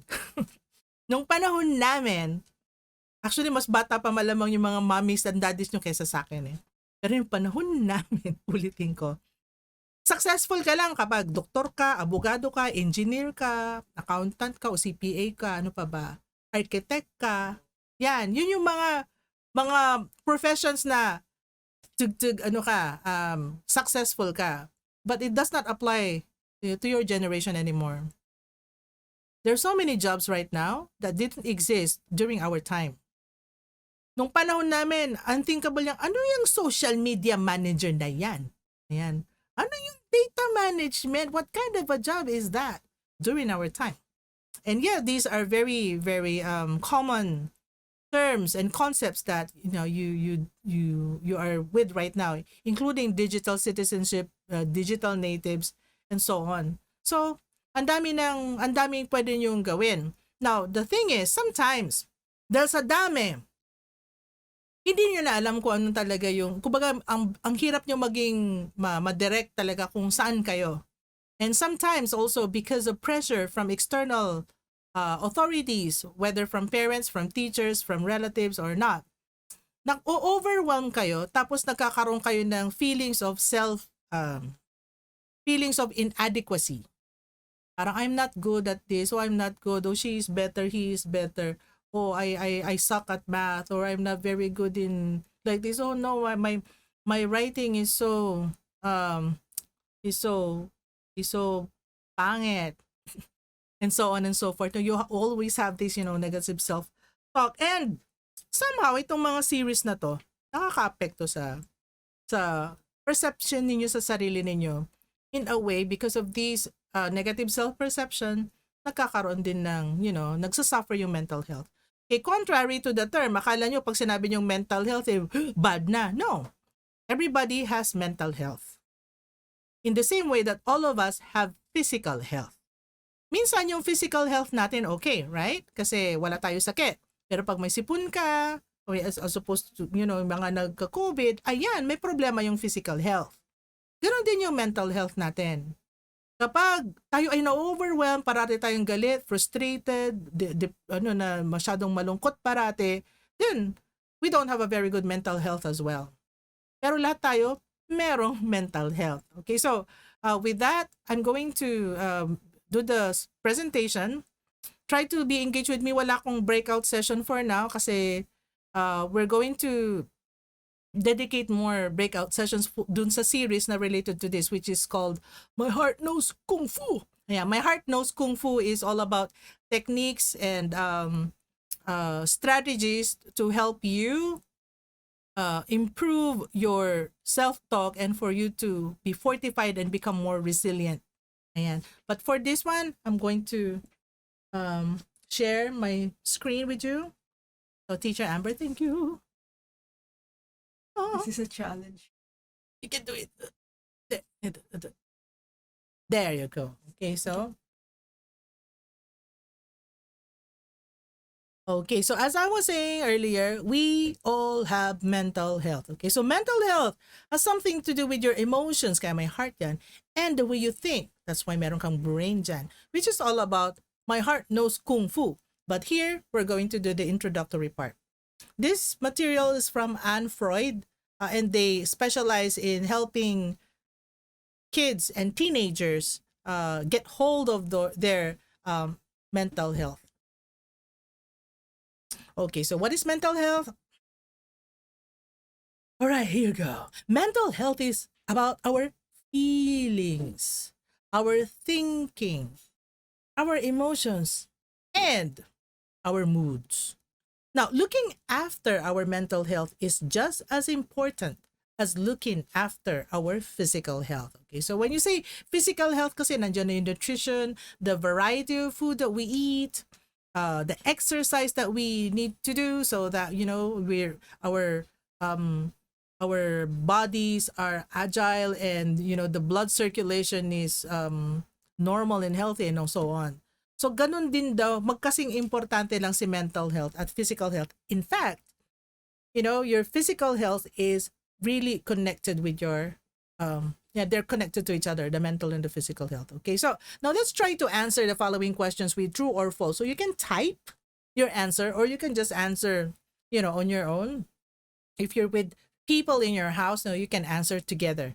Okay, so here, we all have mental health. I already mentioned to you that we do, so you already know the answer, right? It is true.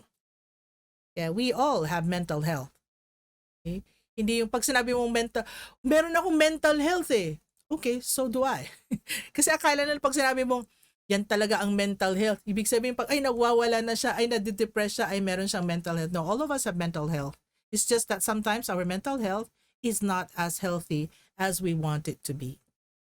Okay, so it says here, our physical health is more important than our mental health. Naku, ito yung misconception ng matagal na. Diba? So ano yung sagot dito? False. Magkapareho lang sila. In fact nga, sinabi ko, magkadugtong lang sila halos parate. Now, if I want to talk about my mental health, I always have to ask a doctor. Ito yung mga isang misconception din, no?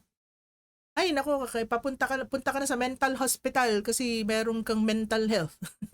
Like so. So if I want to talk about my mental health, I always have to ask a doctor. Is it true or false? False. It doesn't have to be a doctor all the time. It can be a family member, a friend, or somebody that you really trust. Kahit sino po pwede nyo pong kausapin tungkol sa inyong mental health. Now, one way to manage our mental health is to talk about it with someone we trust. Is this true or false? True. Very good. Okay, let's see if Anne Freud agrees with you. Yes, sabi niya, tama.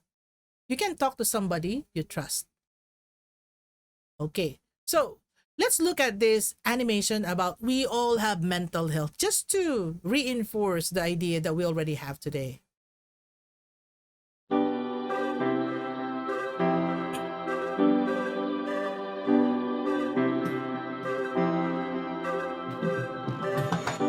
You can't tell how someone feels just by looking at them or what they share online. To the outside world, our lives may look perfect, even if in reality they aren't. I'm always worrying about doing well at school, and with the end of year test coming up, I'm not sure how much longer I can cope. My thoughts swarm around my head, sometimes keeping me up all night. Some days it's just all too much, and I feel like I'm lost in space. When I did badly on one of my tests, I just about kept it together until I got home. Then I broke down crying in front of my mum. She listened for a bit, and then she told me that, just like physical health, we all have mental health. It's our feelings, our thinking, our emotions, and our moods. She then said that feeling down, angry, and stressed is a normal part of life. Just like it's normal to feel happy, confident, and carefree sometimes. We all have positive and negative emotions that come and go based on what's happening around us. These are everyday feelings. Good mental health means experiencing negative emotions. It's not always about being happy. Mum can relate to the feelings of stress. So when Mum suggested I take a break from everything and do something I enjoy, I actually took her advice. So I made myself a hot chocolate, snuggled up in a duvet and watched a film. And you know what? Afterwards I felt so much better. Mum should take her own advice. Most of us only ever share the good things. We don't like to share how we really feel. Every morning when I wake up, negative thoughts stream through my head. Getting out of bed and pretending I'm okay takes all the energy I have. As the day goes on, the negative thoughts turn from a stream into a river. The water rushes through my head so loudly it's hard to concentrate in lessons. And some days it's so bad it feels like a waterfall that's trying to pull me over the edge. Everything is so overwhelming. I didn't think my friends would understand if I told them how down I was feeling. But when Sasha opened up to me about how stressed she was feeling, I told her. I wasn't sure how to bring up how I'd been feeling, so I started by saying that I didn't feel like myself. Just her listening made me feel like she understood. She told me some things that had helped her, so I tried them too, but it didn't make much of a difference. Even when I tried to be around my friends, I felt alone. The things I used to enjoy weren't fun anymore. I was really worried about Andre and not sure what to do. He was quiet and wasn't hanging out with us like he used to. So I asked our head of year for some advice. He suggested I get Andre to speak to him since his negative feelings weren't going away. I didn't want to speak to our head of year, but I also didn't want to keep feeling so down, so I went. He said that sometimes we have overwhelming feelings that can be more intense than our everyday feelings. These feelings hang around for a long time and change the way we feel, think, and behave. They can stop us doing what we want to in life. That's what I was going through. He also said that if we're physically unwell, we let people know, we ask for help. It should be no different with mental health. Sometimes our overwhelming feelings are brought on because of things in our life. Sometimes they happen for no reason at all. After hearing this, I felt much less alone and it felt good to talk. Scientists have found exercise can help when you're feeling low, so our head of year encouraged me to sign up to the school football club, which Sasha was already in. I still have days when the river is there, but now I'm beginning to understand my mental health. I'm learning how to cope. Our head of year reminded me that my friends, family, teachers, and lots of others at school are there to help just as much as he is. I had no idea the people around me could be so understanding. And while it's not always easy to talk about my mental health, the person I'm talking to might be able to help. If you don't feel like talking, that's fine. You could try writing, sports, reading, art, music, playing with your pet, whatever makes you feel better. If you're the person someone talks to when they're struggling, just listen with no pressure or judgments. You don't have to have the answer. If you feel unsure about anything, you can speak to a trusted adult.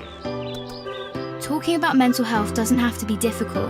After all, it's something we all have.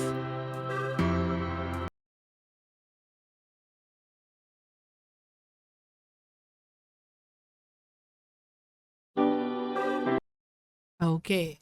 So let's try to talk about that. So one of the things that resonates in so many, when they watch this, is that you don't really have to do anything so much when somebody tries to talk to you about his or her problems. You just really have to listen. Now, let's try to recall the video. So what was going on for Sasha in the animation? Okay, so you can write in phrases for your answers here. In the animation, what can you remember about Sasha's situation? Yeah, she's stressed. Stressing about school. Very good. She's undergoing stress, right? Yeah, basically stress, mental stress. Stress for school. Okay, so would you consider her problems daily regular stress, or is it an overwhelming stress? Is it regular or overwhelming? You think it's overwhelming to her.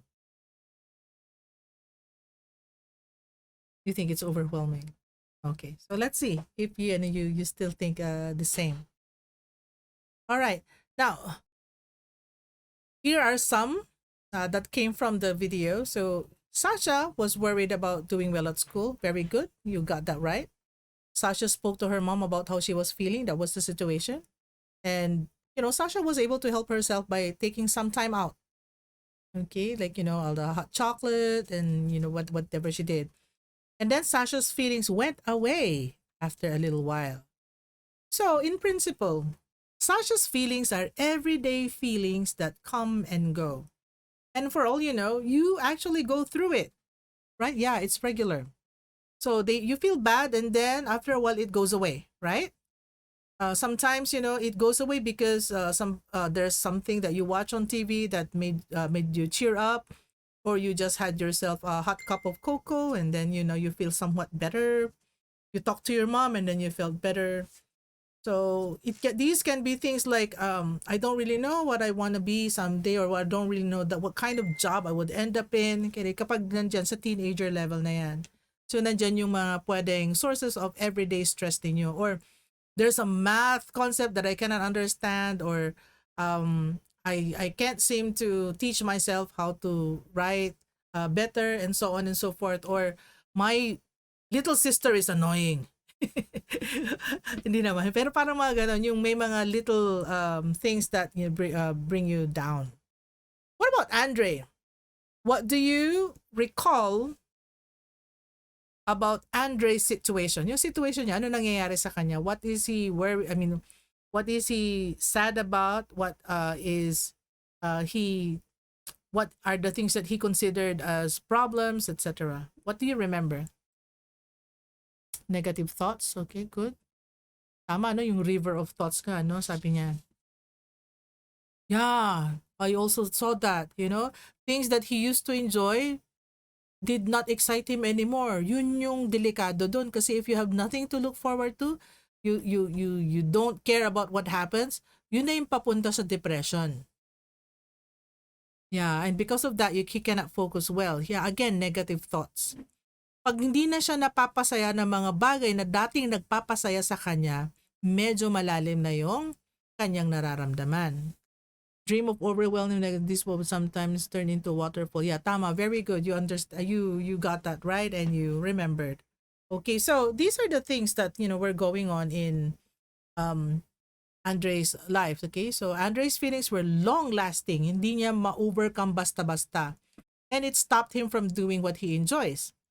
So taking some time out did not help in the way that it did for Sasha. Kasi si Sasha nag-break lang siya, meron lang siyang ginawa, she felt better. Pero si Andre, hindi. Dire-diretso yung pakiramdam niya. Okay. But then, dapat mag-explore ka lang, dapat ng mga pwede mong gawin to make yourself, get out of the rut, so to speak. And that's what he did. So talking to someone and joining a club helped Andre manage his overwhelming feelings. So overwhelming yung feelings kapag hindi siya basta-basta nawawala. And if it goes on for a long time, it can be very disadvantageous and can hurt you actually. Okay, so what is the difference between everyday feelings and overwhelming feelings? Okay, ito yun siya. Everyday feelings come and go and, are a normal reaction to what is happening in our lives, especially in our homes, no? Sa family members natin. They are always changing and don't usually hang around for too long. Sometimes meron kang habang nag-aaral ka, nagbabasa ka, nakikipagkwentuhan ka, meron kang naramdaman. Okay, but these negative feelings are considered everyday feelings if you can easily get out of them or after a while you feel better. Now, yung overwhelming feelings, they hang around for a long time and they change the way you feel and behave and may stop you from doing what you want to in life. Okay? So you might have heard people call them a mental health problem, mental illness, or mental disorder. Ito na yon, yung kailangan minsan ng professional. So it might be a guidance counselor, a psychologist, a therapist.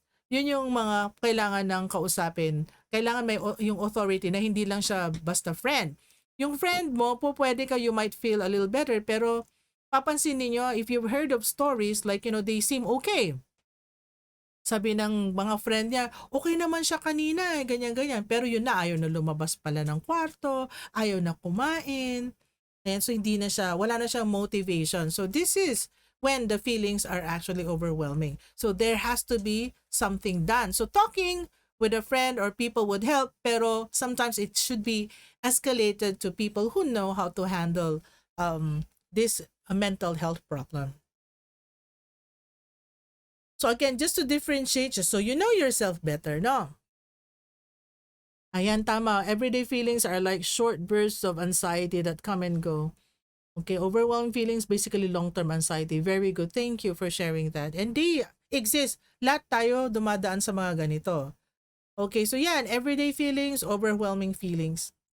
Si Sasha, yung merong everyday feelings. Si Andre, yung may overwhelming feelings. So how can we look after our own mental health? Okay, so yan, nagiging aware na kayo kapag ano yung talagang nararamdaman nyo. So what can we do so that we can support our own mental health? Okay, so tingnan ninyo yung nangyari. How did Sasha and Andre look after their mental health? Okay, so first things first, they actually talk to somebody. Yun ang pinakauna talaga. You cannot keep it to yourself and you cannot just tell yourself that it's going to go away, especially if it's an overwhelming feeling. Okay, for example, in here, Sasha spoke to her mom about how she was feeling, and then she took some time away from everything by making herself a hot chocolate and watching a film. Very simple, di ba? Kaya ako, pag na-overwhelm ako, ginagawa ko, ano ba ginagawa ko? Sabi niya, Mommy, you watch Korean drama. Okay, so sometimes it helps, sometimes it doesn't. Minsan, ang mas nakakatulong sa akin for the most part ay harapin ko yung problem. And I've had coping mechanisms to, kasi when I put it off, hindi ko naman siya natatanggal sa brain ko. So I started to become more proactive about it. And by analyzing my problem or my situation, mas madalas sa hindi nagte-turn off yung smart brain ko. Kasi yung smart brain, emotional brain, survival brain. Yung smart brain kasi siya yung decision maker. Yung emotional brain, ito yung nagsusostore ng mga feelings mo, nagsusort to ng memories mo, tsaka nagsusort ng feelings mo. Yung survival brain ay kapag yung galit na galit ka na, hindi ka na makapag-isip, naka-turn off na si smart brain tsaka si emotional brain, survival mode ka na. So, yun yung, kunyari nga, may nakita ka na bear. So, yung bear, yung totoong bear, hindi yung teddy bear, ha? Yung totoong bear kasi kakainin ka nun, o sasaktan ka, dadambayin ka, mamamatay ka. So, kapag nakakita ka ng bear, nasa survival mode ka na, hindi ka na mag-iisip. So, either tatakbo ka, or lalabanan mo yung bear, or magiging frozen ka. Tapos, i-wish mo na hindi ka makita ni bear. Something like that. Yun yung survival mode, di ka na nag-iisip. Unfortunately, yung brain nga natin, kapag ang taas na yung level ng frustration, ang taas yung level ng anger, ang taas yung level ng disappointment, itong mga, your acute yung embarrassment or whatever that emotion is na sobrang big na yung emotion, nagsha-shutdown yung smart brain mo tsaka yung emotional brain mo. So kapag nag-shutdown yung emotional brain tsaka yung smart brain, particularly the smart brain, pag offline na yan, ayan, di ka na nakakapag-isip ng tama. Minsan yung mga behavior mo, nagiging mali, nagtatantrum ka, naninigaw ka na, or nakakasakit ka na, not just yourself, pero nakakasakit ka ng kapwa. Okay? Kasi nga, nag-turn off na si smart brain, wala na siyang decision. So, kapag nakipag-usap ka kasi, kapag nakaka-overwhelm na yan, maski pa paano, mag-o-online na uli si smart brain, tsaka ka makakapag-desisyon. Okay, so tulad nung nangyari kay Andre, naka-overwhelm, nalulunod na siya, river of thoughts nga yung kanyang description eh. The stream became a river, so sobrang marami, tsaka overwhelming na. Now, Andre spoke to Shasha and his head of year, yung kanyang authority, parang head, parang hindi naman school head, pero siguro yung class head nila. And then he signed up for the football club. So in doing so, nagkaroon na ng breathing space yung kanyang smart brain at nalalagay niya sa tamang perspective yung sitwasyon niya tsaka yung mga thoughts na yan these thoughts that put him down. So, with all of this, how else can we look after our mental health? Yan. So, pwede yung, kunyari si Sasha, you turn on your favorite music. Kung Taylor Swift fan ka, Blackpink, or BTS, or whatever, lock your room and just dance. Well, nobody knows that, but I do that. Ayan. Or do artwork. Do what, you feel, what makes you feel better. You can play with your friends. You can do a physical activity or physical sports. Or you can basically just talk. Or, you walk your dog if you have a dog. Yan. So, ito yung mga pwede ninyong gawin. Or play music if you are into music.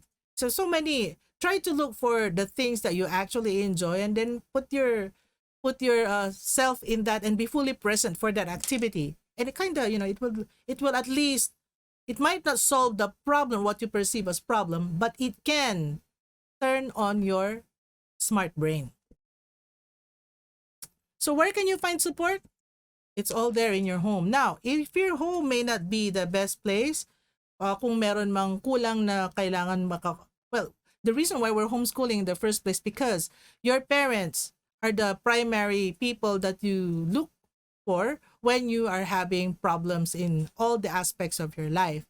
So bukod dun sa parents mo, guardians mo, pwedeng other family members, a trusted adult, at kung sino pa yun na nasa support system ninyo. Yun. Kaya where can I find support? These are the people around you. Now, in so many other cases, in like for example, in in America, for example, meron silang mga helpline na mga pwedeng tawagan. So here, I think we do have that, but there are so many also resources in the internet that you could look into. Like I'm feeling sad, I'm feeling depressed. You type that, and then there's so many websites and activities that would that you can read and put your brain into the right perspective.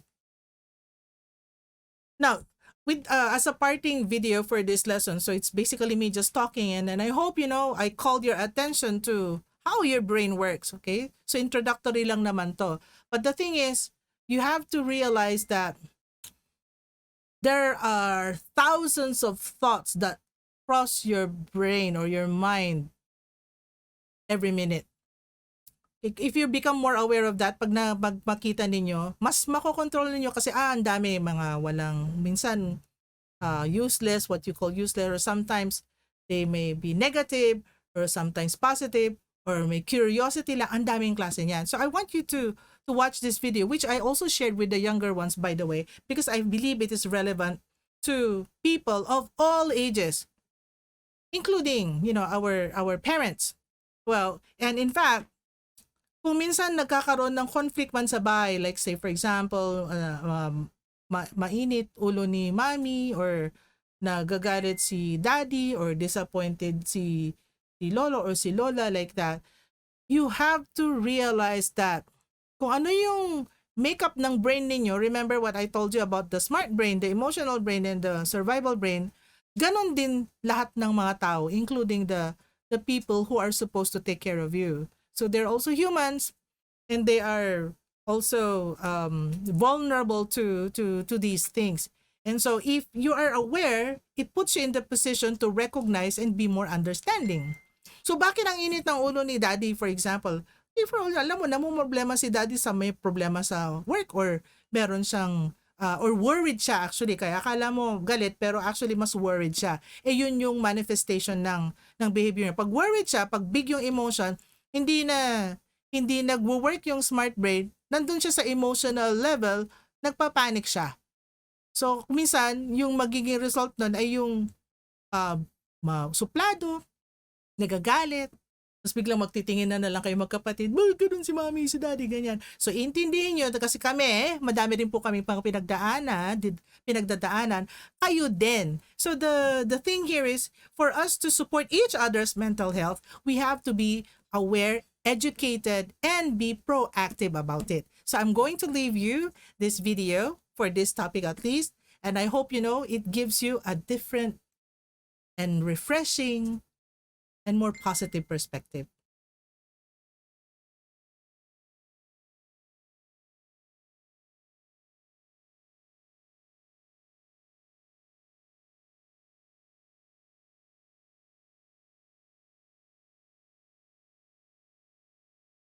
You are not your thoughts. Every day we have thousands of thoughts,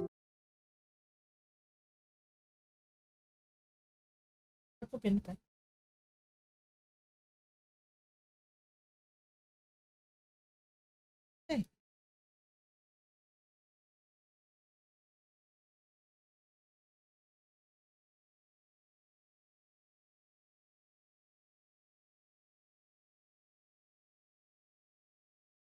emotions, urges, memories, and feelings.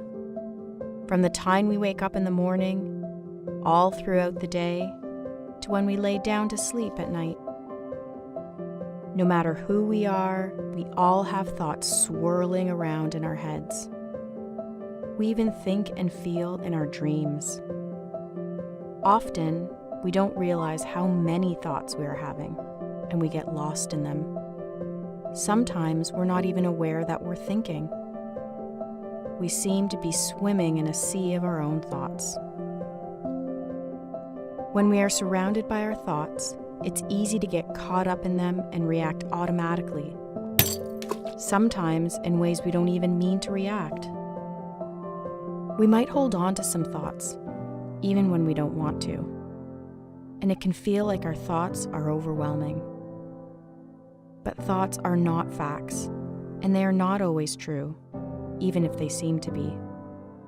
Next time you feel caught up in your thoughts, Try paying attention to them with curiosity and not judgment. It doesn't matter if they are true or false, right or wrong, just notice them. How fast or slow are they? Are they all very different from each other? Or perhaps you're having the same ones over and over again. Maybe they're even focused on one theme. Some of these thoughts may be unwanted. But instead of reacting to them, notice what happens to your body sensations and your emotions when you have these thoughts. Perhaps you will notice if they are bringing you closer to or further away from what is important to you or the goals you have for yourself. Observing your thoughts is a skill that takes practice, like playing an instrument.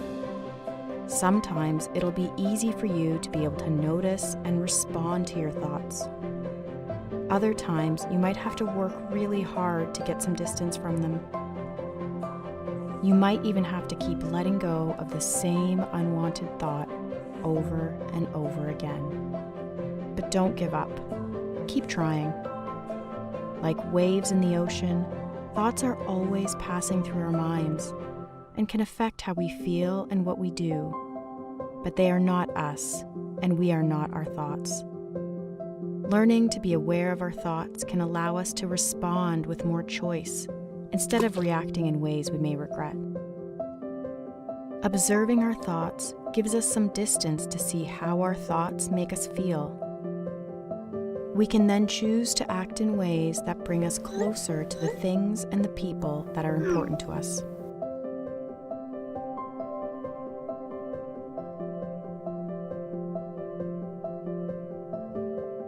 Remember, you are not your thoughts. Try observing your thoughts with curiosity. Try it right now.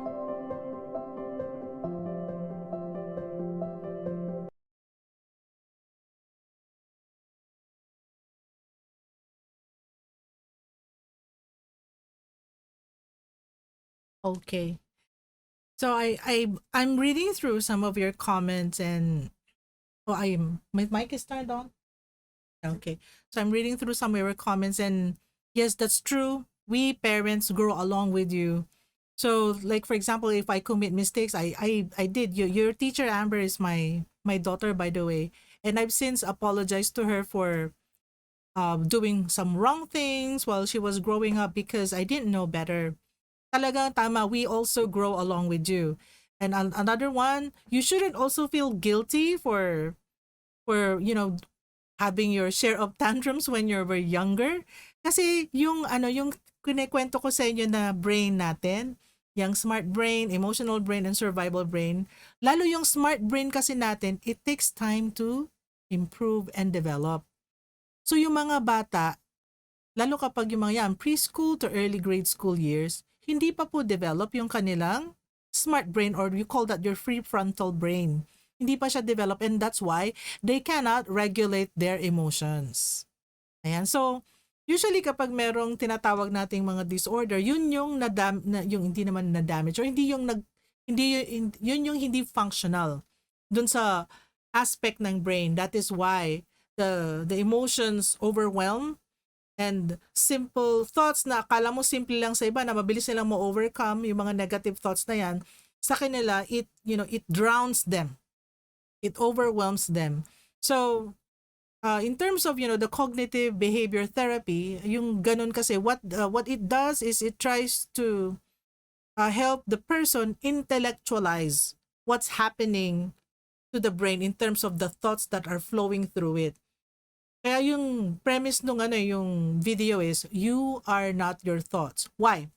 Because our brain has this tendency or it's hardwired to actually think negative thoughts, especially negative thoughts that are directed towards us. I'm not very good in math, I'm not very good in English, I'm not very good in writing, I'm not very good ganyan, or I'm not that pretty, I'm not that ganyan. Yung mga yan. And these thoughts, ang tendency ng brain is to believe them, to generate them and believe them, when in fact, these are not true. Your thoughts are not facts. So, just being aware of that, na meron talagang ganito mga thoughts na nagfo-flow sa brain natin, just the awareness actually helps. Na, uy, that's not true. Diba?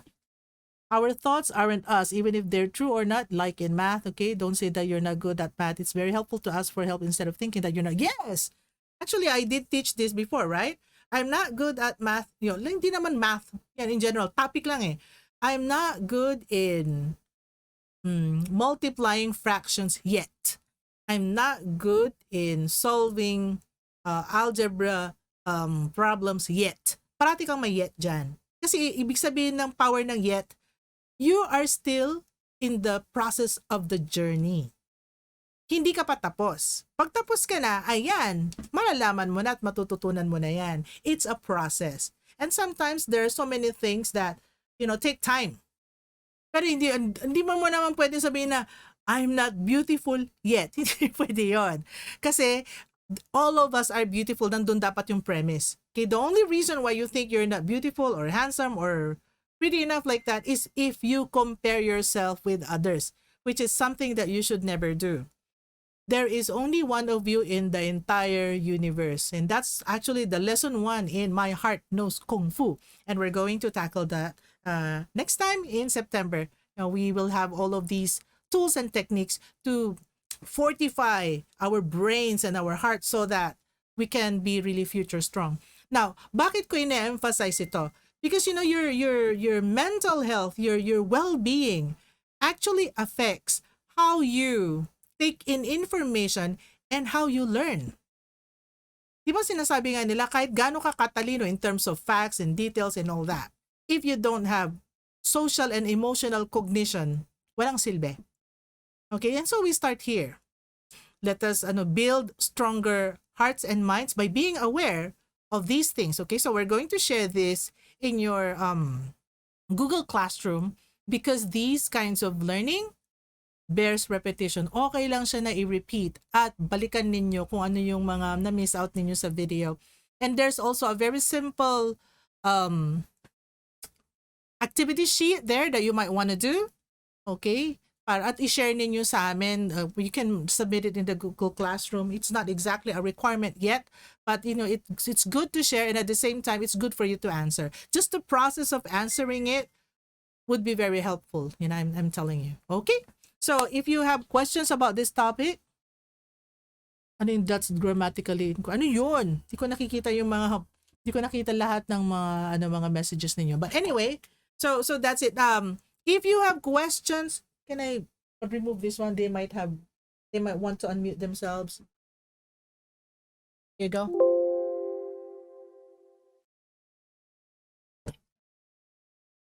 Okay, so ayan. Okay, so I can see you again.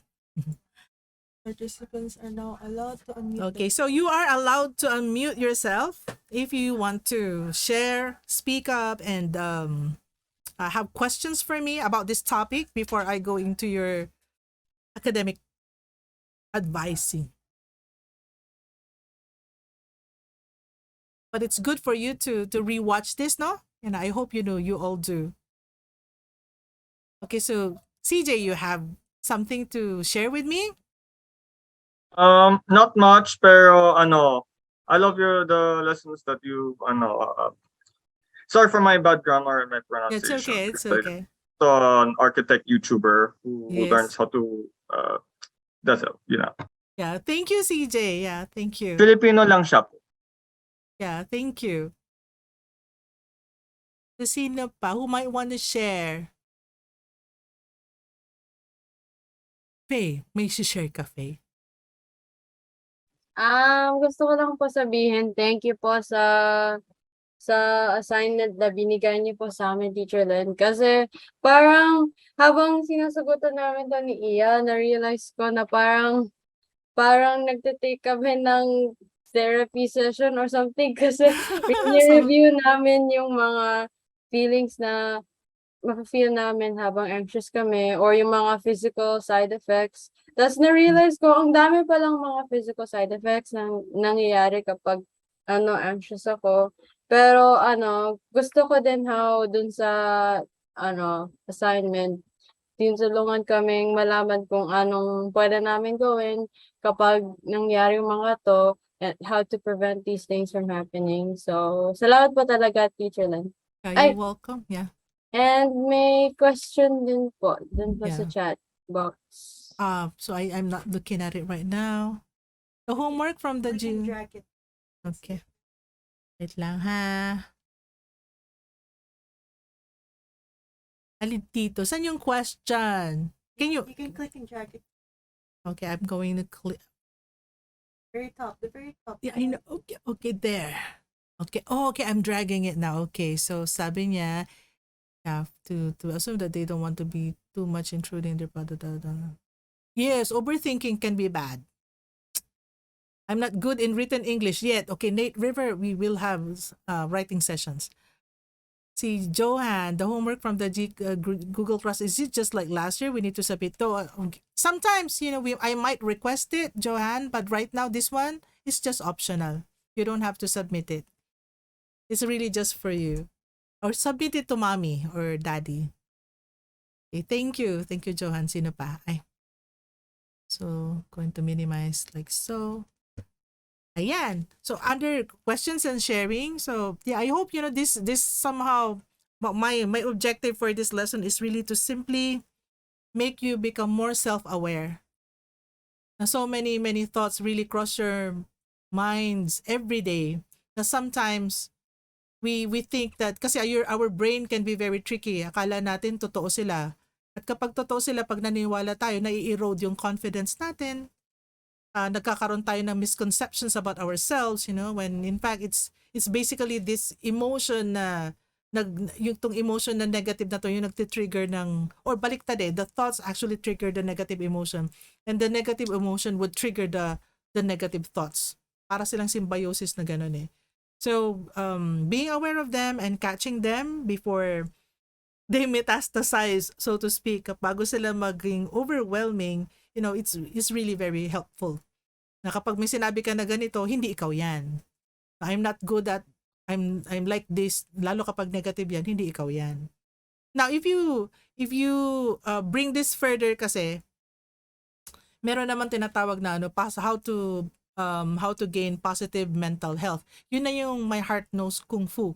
Kasi ito yung tips and techniques for you to fortify yourselves and how to really catch these negative thoughts from the bud, no? So yun lang. Okay, so I think pag wala na tayong question, hindi ko makita uli yung nasan ba yung chat. Meron bang nag-comment pa? Ayan. I just wanna recall what the assignment is po. My internet is very bad. Okay, so wala naman assignment. Sige, wag na lang natin. I do not require submission for this one. It's really just for you. Morals are overrated. Like girls can legally not shave and boys can love girlies. But what has that anything to do? Well, armpit hair shouldn't make you feel bad. That's a good statement. Yeah, men and women have armpit hair. Okay, watch the crudes. What does I'm a teacher? Okay, so again, there's no real assignment. It's submission is optional for this one. Okay, anymore? None, no? Okay, so let's go to sino yung can you raise your Zoom hand? Sino ang mga junior high school? Okay, junior high school, that's grade 7 to 10. I just want to see yung yung number. Okay. All right, so majority. Para lang makita ko yung ratio ng junior high school as opposed to the senior high school. Okay. A good Anong number. grade po ulit? Grade 7 to... 10. Junior high school. Okay. Grade 7 to 10. Gusto ko lang makita yung number and the approximate attendance. Okay, good. All right, so madami. Okay, so junior high schoolers.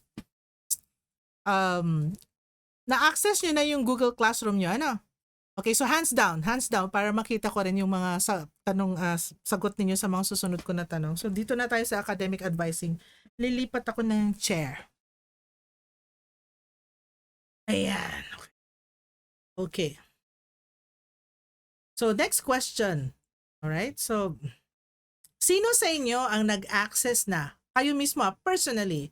Sino sa inyo nag-access na ng Google Classroom ninyo? Can you raise your hand?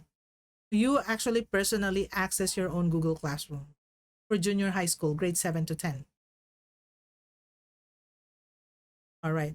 So the reason why I am asking this is because you should be able to access your own Google Classroom, especially with in regards to the different readings that I would upload there. Hindi pa kompleto 'yon. I'm going to upload more materials there, and I want you to just choose from among them whatever you want to read or whatever you want to use. All right. So I'm going to explain how you're going to go about it.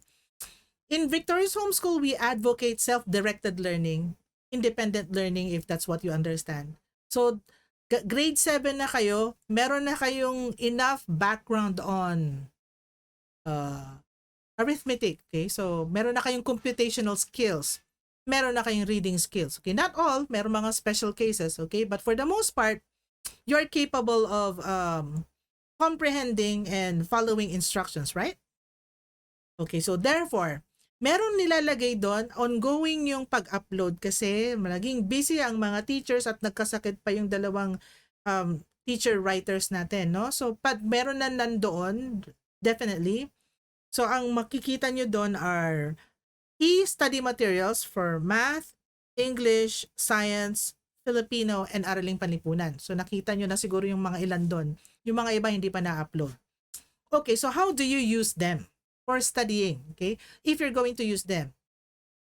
So there are in those in the pages pre-test and post-tests. Okay, do you need, para lang alam nyo, do you need to submit them to me or to Victorious Homeschool? No. Do you need to answer everything? No. If it's too overwhelming, kasi teacher nakita ko yung isang quarter pa lang parang 330 pages. O 300 pages or 200 plus pages. Lahat po ba ito aaralin namin? Again, it's really up to you. Okay, so let me explain these are materials that came from the Department of Education and they are very faithful siguro to the congested version of the curriculum. Remember, nagkaroon ng MELC nung itong pandemic, ginawang most essential learning competencies. Yung gamit nyo na e-study materials, galing yan sa original na DepEd, yung mahabang-mahaba pa talaga. Now, kaya siya 200 plus 300 pages, mga 200 to 300 pages yan kasi nandyan lahat including the objectives, lesson description, merong mga glossary, merong vocabulary, may ganyan-ganyan. In short, marami kasi siyang technically parang burloloy na hindi na lang namin gusto rin tanggalin kasi mababago yung pagination. Yung bulk mismo ng mga lessons, pati yung pag nakita ninyo yung pagkaka-space ng mga paano siya tinype, madami talagang natitake up na space yun. Kasi naman, e-material lang siya. Kaya, since soft copy lang siya, hindi importante kung gaano kadami pages yung mag-google nila. Di ba? Okay lang. So, kahit na 300 yan, wala ka namang print na 300 pages. So, matipid pa rin siya. So, hindi sila nagbabantay kung gaano kadaming pages. So, usually kasi yung 300 pages, isang first to fourth quarter na yan. Ano? Pero ang dami kasi mga, added details doon na hindi naman talaga yun yung bulk ng inaaral nyo. So, kapag titignan ninyo, yung first quarter na yun, I think, first quarter math yung nai-upload sa inyo. Ano? Pag di ko alam, first quarter math, hindi ko matandaan kung aling subject or science.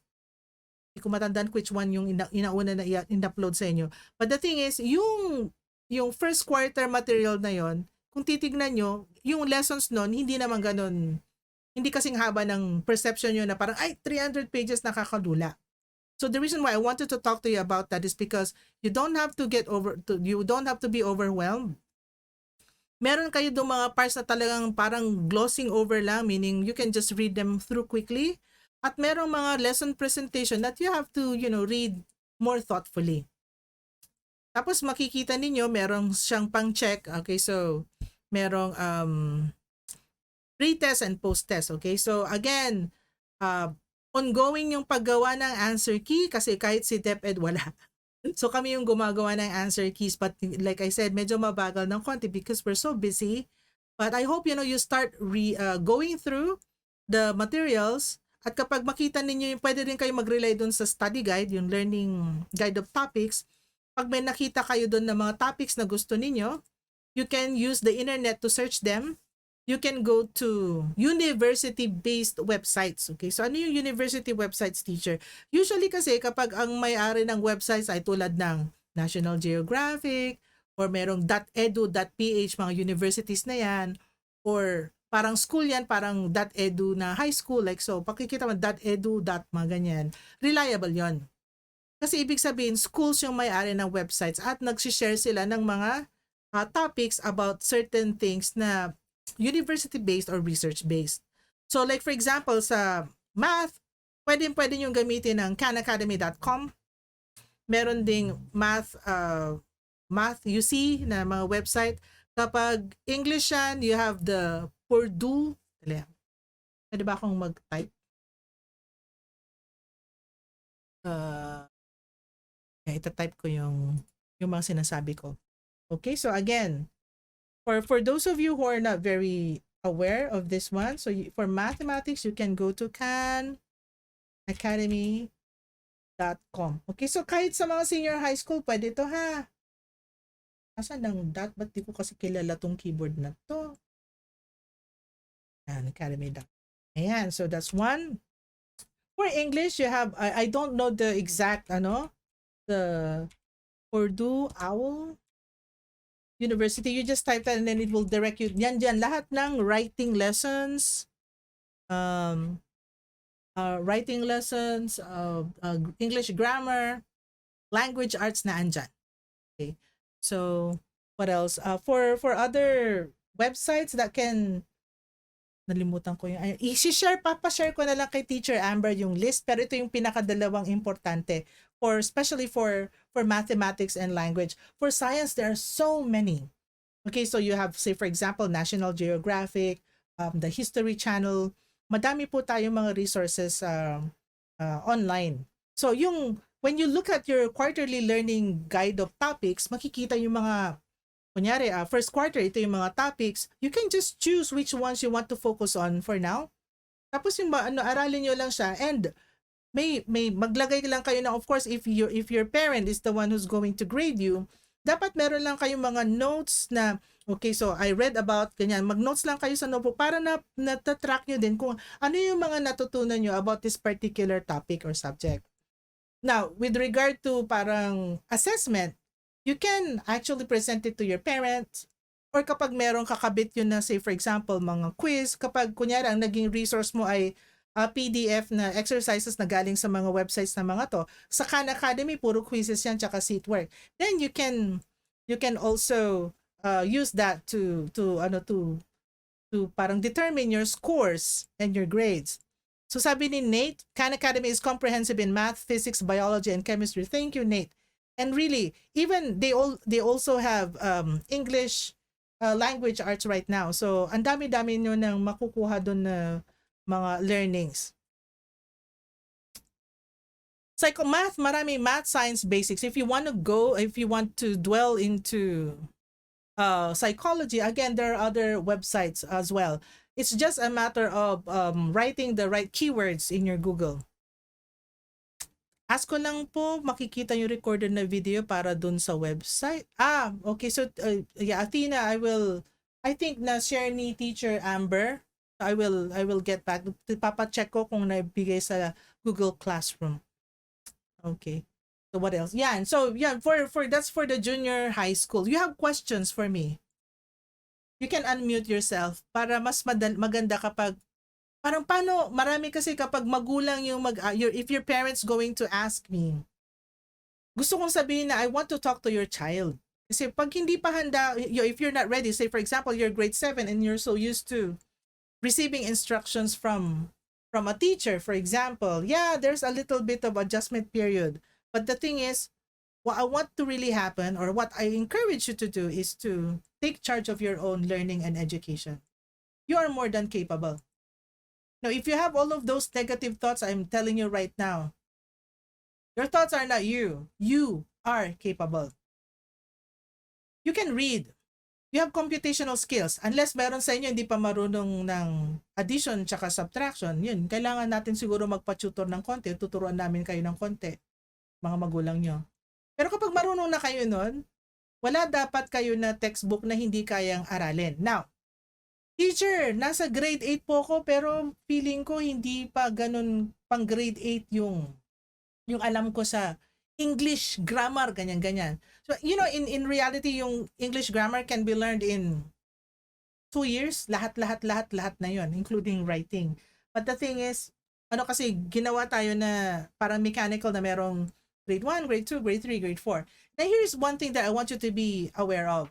Yung grade 7, grade 8, grade 9, honestly, hindi masyadong magkakaiba yan in terms of your capability and your leveling. So the grade 7 can learn grade 9, the grade 9 can learn grade 7. So if you want to go lower, say for example, grade 8 po ako pero feeling ko kailangan ko mag-review ng grade 6, then try to get hold of a textbook in grade 6. Kasi the moment you are able to build on your foundational skills, at simplified sa'yo yan, mas mabilis mo nang dalhin yan sa isang mas complicated na lesson. So again, the whole secret to being able to be independent, self-directed learners is to make sure that you have your foundational skills. Teacher, ano yung mga foundational skills? Reading skills, language arts skills, communication skills, computational skills. Computational means your mathematics, okay?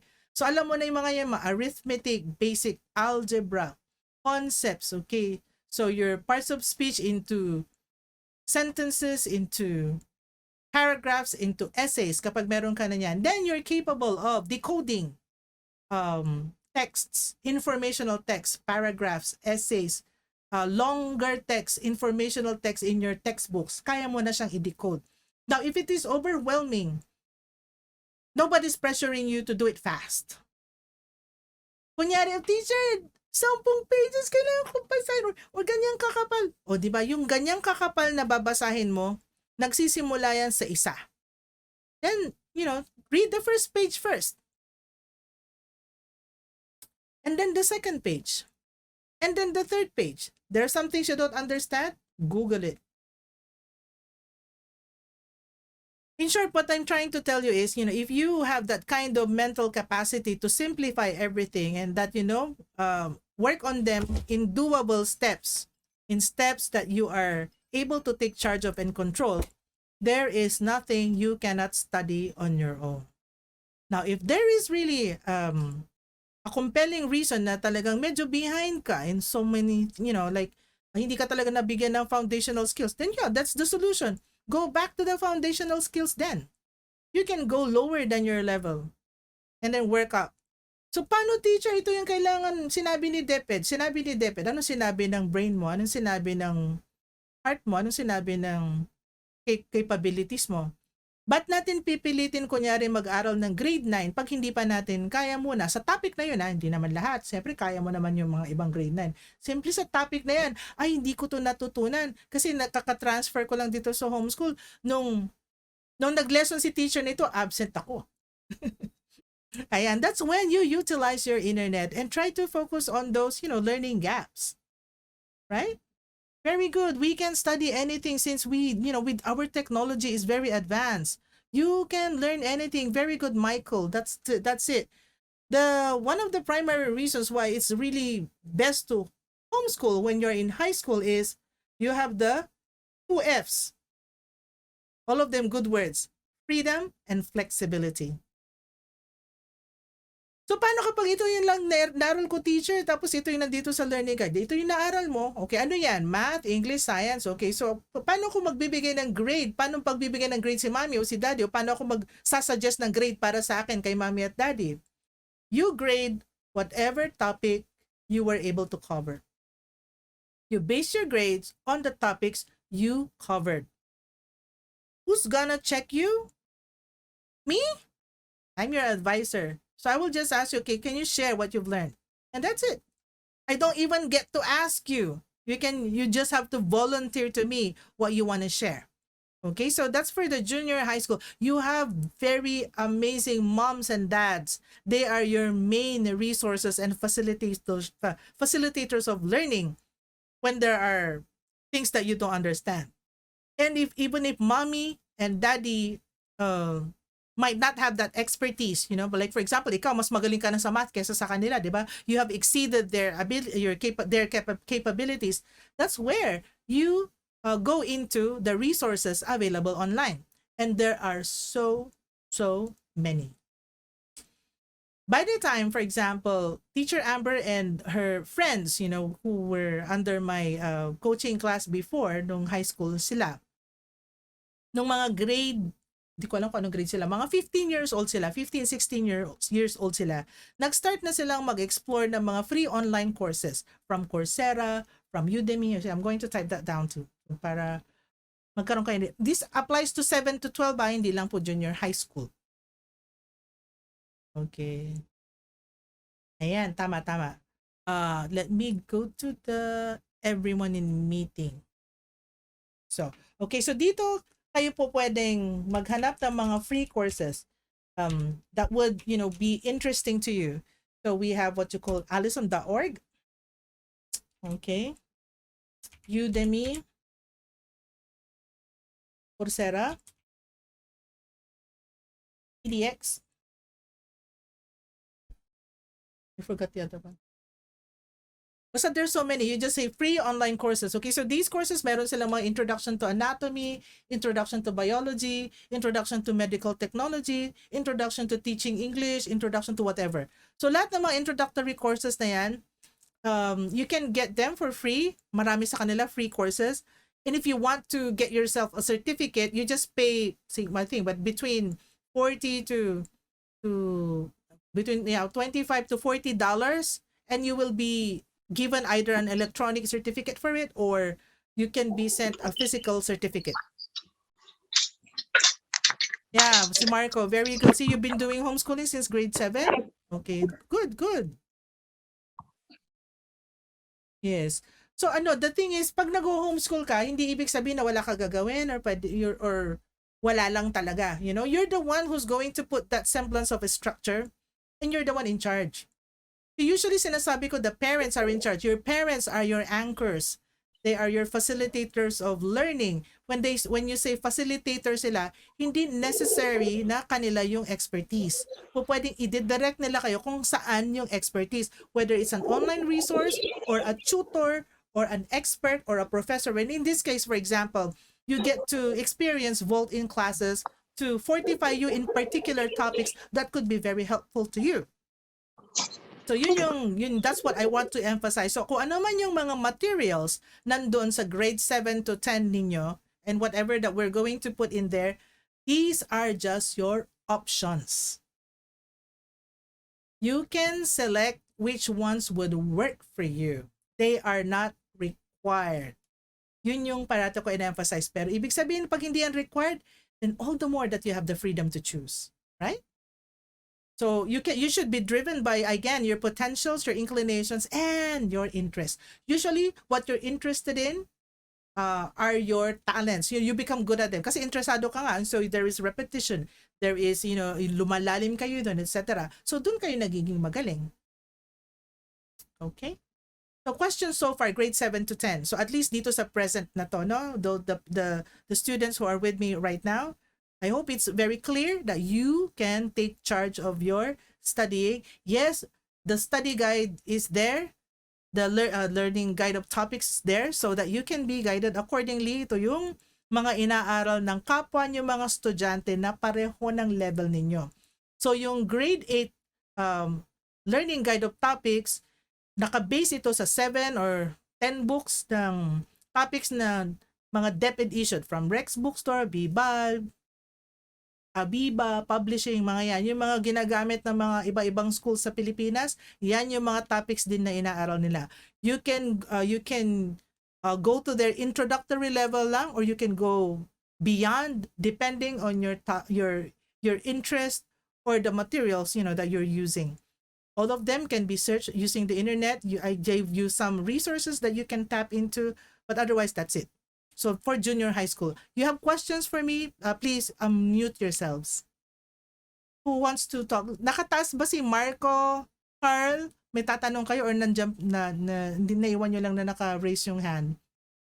Unless you have a question, you put down your hand para alam ko kung sino yung gustong magtanong. So, Sophia Rala, do you have a question? Okay, what about Paulo? Paulo Cruz, do you have a question? Oh, see, Iya and Faye, do you have a question? Is it okay to share po Yes, what my please. thoughts about the Yeah. lesson Yes, today? please. Yeah, a while ago Ate already shared, but I wanted to share my own. I really like po ulit yung worksheets na binigay niya sa amin. Usually I'm gonna confess, I don't usually answer the worksheets po Yes. kasi I have a lot on my mind that I Mhm. think are more to worry about than these simple worksheets po.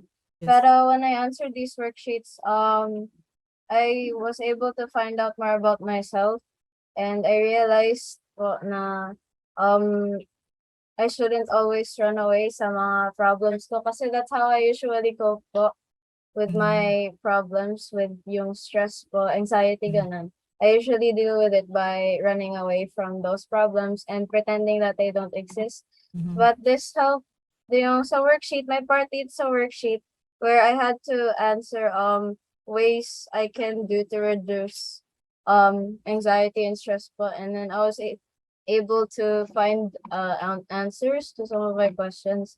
So yun lang po, I just wanted to share. Thank you, Iya, for sharing that. And in a way, alam mo, yung source kasi ng stress natin, saka yung mga anxiety na yan, kasi meron tayong tinitignan na expectations na gusto nating i-meet. Like for example, when you're following the quarterly learning guide of topics and when you're following the e-study material, tapos feeling mo hindi mo matatapos within the quarter, nagkakaroon ka ng worry tsaka yung anxiety or pag medyo OC, no? Gusto nilang matapos talaga tas ayaw nila na may maiwan. So again, you have to be mindful that yung expectations, yung ano yan, yung ang nadi-disappoint ka sa sarili mo, and that can be a source of anxiety. So I'm telling you right now, nobody is pressuring you. Okay, so if you can finish, of course, good. If you are not able to finish, it's still okay. There's always the next quarter or semester for you. Yun lang yung I want, because related to what Iya just shared, sometimes hindi natin namamalayan kung bakit nga ba tayo anxious, bakit ba tayo worried, bakit ba tayo stressed. So when we actually go into the heart of the why, biglan, ay, ito lang pala eh. What's the worst that can happen? Hindi ko matapos. And so, i-grade ko lang kung ano yung tapos na. Something like that. Okay, so wait, may comment yata, I think. So si Maria, yes Maria, what is your no for?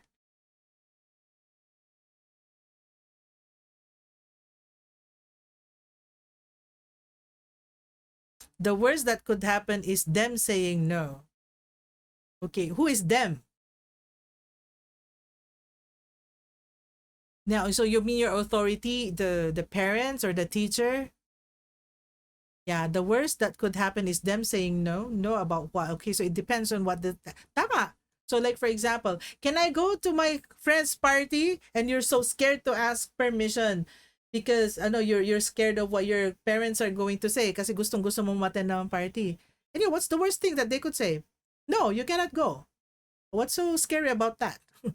you try to convince them lang. And that's it. Sometimes kasi yung nauunahan tayo ng ganong klaseng level ng anxiety. Yeah, something like, I think it's similar to that, but in various situations. Okay, so that's for junior high school now. So we're good. And I don't Faye and Iya, may I ask you to parang siguro let's start a new Victorious High.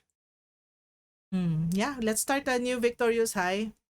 GC po. GC, okay. GC kasi may mga hindi na natin madidistinguish kasi kung sino yung mga graduate na or nag-transfer.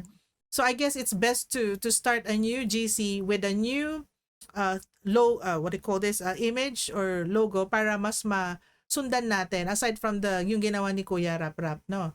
So Sige. pakisabi na lang kay Ate Lurisha, kay Kuya Gab na gawin natin. Itong grupo na to. So again, the person to talk to would be Faye and Iya for the new GC. Maybe I can you can share your, I don't know if you're allowed for the Facebook use, para you ask permission from mom just for this one, for the GC. I think just for this one, just so we can gather them and add me also, para magkaroon tayo ng community of high schoolers, and that's where we can ask questions about our academic studies, our sharing, and perhaps we can work together so we can think of activities, kasi as high schoolers kayo yung leader ng community, the rest of the studentry kayo yung ate at kuya. So let's work on that so we can have these opportunities to guide them, so we improve ourselves, and at the same time we give opportunities for the younger ones also to participate. Yeah. May question lang po ako, sister. I mean, Teacher Len. Paano po namin nalalaman kung sino na yung mga kasali pa sa Victorious Heart, at sino na yung mga hindi? I think you're really just going to start an entirely new one. So I will ask teacher, actually sila mommy teacher Aleth will be part of will have access to our Google Classroom, the entirety of it. Or I can ask our records officer, si Teacher Ray. So pwede namin kayo bigyan ng list ng mga parents, and then we ask them if their children have GC, or they will allow their children to use their mom or dad's GC, para siya yung gamitin natin na pang member dun sa, or messenger lang, messenger account. Okay po. Thank you, Faye and Iya. Ay, wait. At Sorry, isa pang question. Sige. So ibang logo na po ang gagamitin natin. Para lang ma-distinguish. Kaya gawa ka na lang ng iba na siguro parang 2022 o 22-23 Victorious High or something to that effect. Okay, Para magaling maging- ako dyan. Yes, I know, right? Okay, so make it a very distinct, so we can easily find it. Ayan. Any more question? Meron bang nag-raise ng hand? Baka hindi ko nakikita. Wala naman. Okay, very good. So that's for junior high school. Now, yung senior high school naman. Okay, so again, we have new students ng grade 11 and new students ng grade 12. Okay, so we approach senior high school, and okay lang na marinig ng junior high school. We approach senior high school very differently, kasi pag nakita nyo sa Google Classroom, we have all of those e-reference books for you, because in principle para na kayong college, actually panahon namin yung edad, yung grade 11 and 12 college level na yan. So what we're going to do is we're going to give you the prospectus of the different subjects that you're supposed to take up. For the grade 11, pag GAS kayo, nakaprogram yan, yung grade 11 and 12 ninyo. For the grade 12 na dati na nasa Victorious Homeschool, nakaprogram na yung grade 12 ninyo based on what you took up last school year. And for those of you who are entering Victorious Homeschool as grade 12 for the first time, yun yung kailangan nyo na distinct na advising, because we're going to check your tracking of subjects. Ano yung mga na-take up nyo na, at ano yung dapat i-take up ninyo ngayon. For now, for this school year, Victorious Homeschool offers only GAS and ABM. So, General Academic Strand and Accounting, Business, and Management. For next school year, we are going to open with SciTech, Science and Technology School of Los Baños, the STEM. So, for those of you for grade 10, sa mga grade 10 na gustong magkaroon ng medical courses like medical technology and all that, that is the advisable strand for you, kasi mas magiging aligned sa kailangan ninyo sa college. Okay, so with regard to the materials ng senior high school, you are allowed to, or you can buy textbooks for senior high school no matter the publisher, kahit saan yan. One, that's your option. Pwede kayong bumili ng mga textbooks. Number two, pwede rin kayong mag-tap na lang ng online resources and the materials available in DepEd. If you are going to use DepEd resources.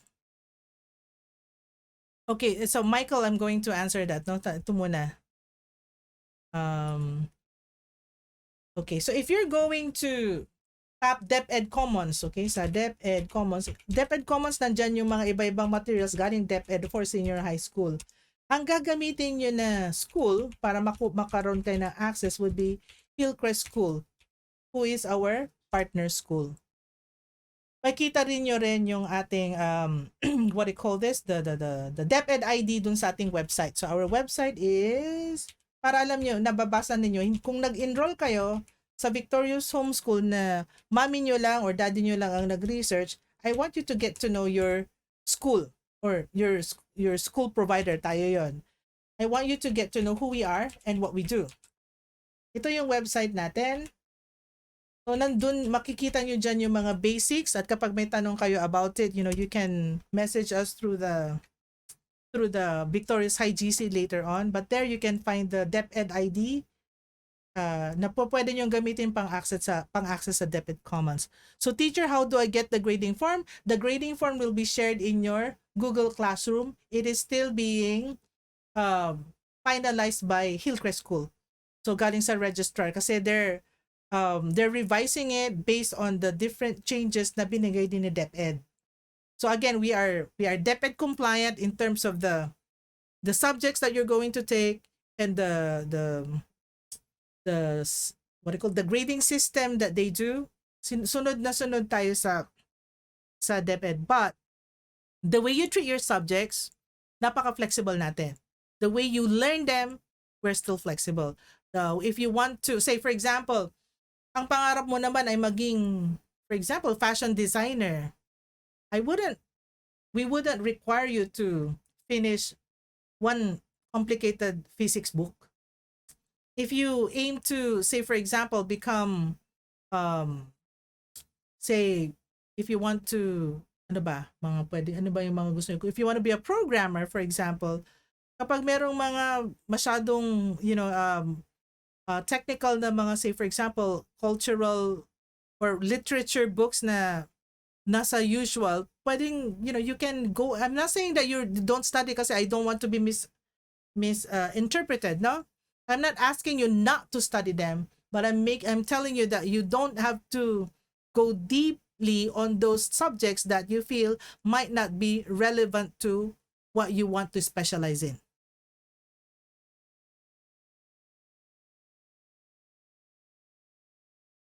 Michael, they do, I think, you know. But, you know, if you're going to enroll there for the GAS, you cannot have the homeschooling modality, or if you want homeschooling, you will just be directed to Victorious Homeschool. So si Hillcrest School po, lahat ng homeschool learners niya napupunta po sa Victorious Homeschool because we're the ones who facilitate these kind of itong advising na to is basically homeschooling. If you go to, say for example, Hillcrest School or other regular schools, naka-prescribe yung gagawin ninyo for the whole year. You cannot deviate from that. Wala kayong freedom and flexibility because you're going to be learning the same topic at the same time at the same period. Ayan. Oh, it's okay, Larissa. Okay, we can talk next time. It's fine. No problem. Ayan. So any more questions? Yeah, you can just add them. You can message me or message the Zoom chat. Actually, the person to talk to for senior high school pagdating dun sa programming ng subjects niya would be Teacher Amber. Wala naman for now, hindi pa naman na i-upload. And since we're going to meet naman every Monday on Friday or Saturday, so this Friday pa lang may update na kayo kaagad. Or within the week, siguro by tomorrow or on Wednesday, kung magkaroon na ng update ang DepEd at ang Hillcrest, we're going to upload the programming of subjects. Oh, thank you, Teacher Faith. Ay, Teacher Faith ba? Or si Felicity ito? Yeah, okay. So please take note of the resources being shared with you. Napaka-useful ng mga yan. Especially if they've been used by other students before. Ibig sabihin, it will also be useful to you. Salamat, salamat. Okay? Hello, Teacher Faith. Thank you. Teacher Faith is also one of your advisors, by the way. No? So if you have questions, you can ask Teacher Faith. And look and ask for different resources that might be useful to you. Pwede ako magtawag lang po. Medyo mayroong problema kasi, pero I have a hard time speaking kasi medyo may anxiety lang ako kung Yes, paano yeah. magawa ako ng previous subjects sa last Friday. Papahinga lang ako kasi I mean, it's like I'm thinking dati kasi I'm thinking of dunk stuff, but now since there's a sensor there, I would just become na. Okay, so for CJ, you can actually study subjects that are comfortable to you. No Opo. problem there. Yeah. Kung hindi mo kailangan sumabay dun sa kasi minsan 'di ba sinabi ko, hindi naman talaga lahat on level. Kapag mas lower levels yung aaralin natin, it does not take anything from us. We just continue to progress. So no problem. Salamat Thank you. po. Yeah, thank you, CJ. So any more questions?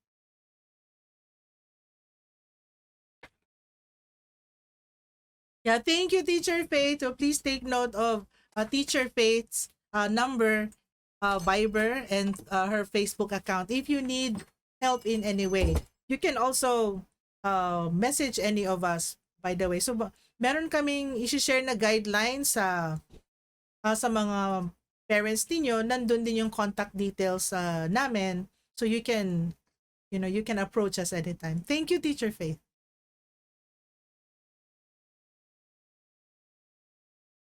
So any more questions? Pag wala na, so, yun na. So again, please wait for the update coming from DepEd and Hillcrest for the programming of subjects for the senior high school. Again, for the junior high school, I think you wait for all the uploading of the materials for this week. Tsaka yung mga susunod, basta i-fill up yun as we go. Hopefully, we finish everything by the end of this month para nandun na rin pati yung mga answer keys ninyo. Medyo nadidelay lang kami kasi we have to wait for some authorities, may nagkasakit, but otherwise, meron na kayong mga materials na pwede nyong umpisahan na aralin. Okay? When will the start of clubs? So we're waiting again for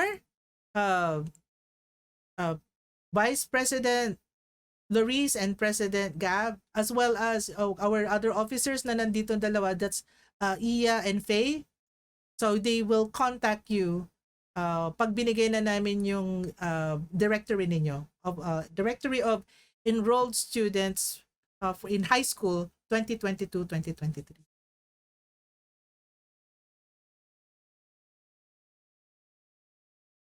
Yes, well, we will have clubs. You're welcome. Ayan, so that's it. If you have questions, you can direct them na to Teacher Amber. Teacher Amber? Ay, okay. Pwede naman pala kahit we will meet again this Friday, and at the same time you will have your updates in the Google Classroom. So I think we're good for now, no? Ayan. So thank you so much. Victorious High. Okay, last question, sige. Yung mga nasa classroom po, gagawin na po ba yung mga assignments nung hindi pa po? I don't understand your question, Demi. Yung mga nasa classroom po, gagawin na po ba yung mga assignments nung hindi pa po ako naka-enroll? Are you enrolled? I'm not sure if you're enrolled. But anyway, there's no such thing as assignment. Okay, so those are learning tools, and we're going to give you the answer keys to most of them within the month. We hope to finish it in the next 2 weeks or so. Yun lang naman. Ano pa po? Meron pa bang question dito? Wala naman. Okay, so I don't know if I was able to answer your question, Demi, but you can message Teacher Amber directly. So ito yung si Teacher Amber. Nandyan na yung yung number ni Teacher Faith. Okay, si Teacher Amber is FB niya big.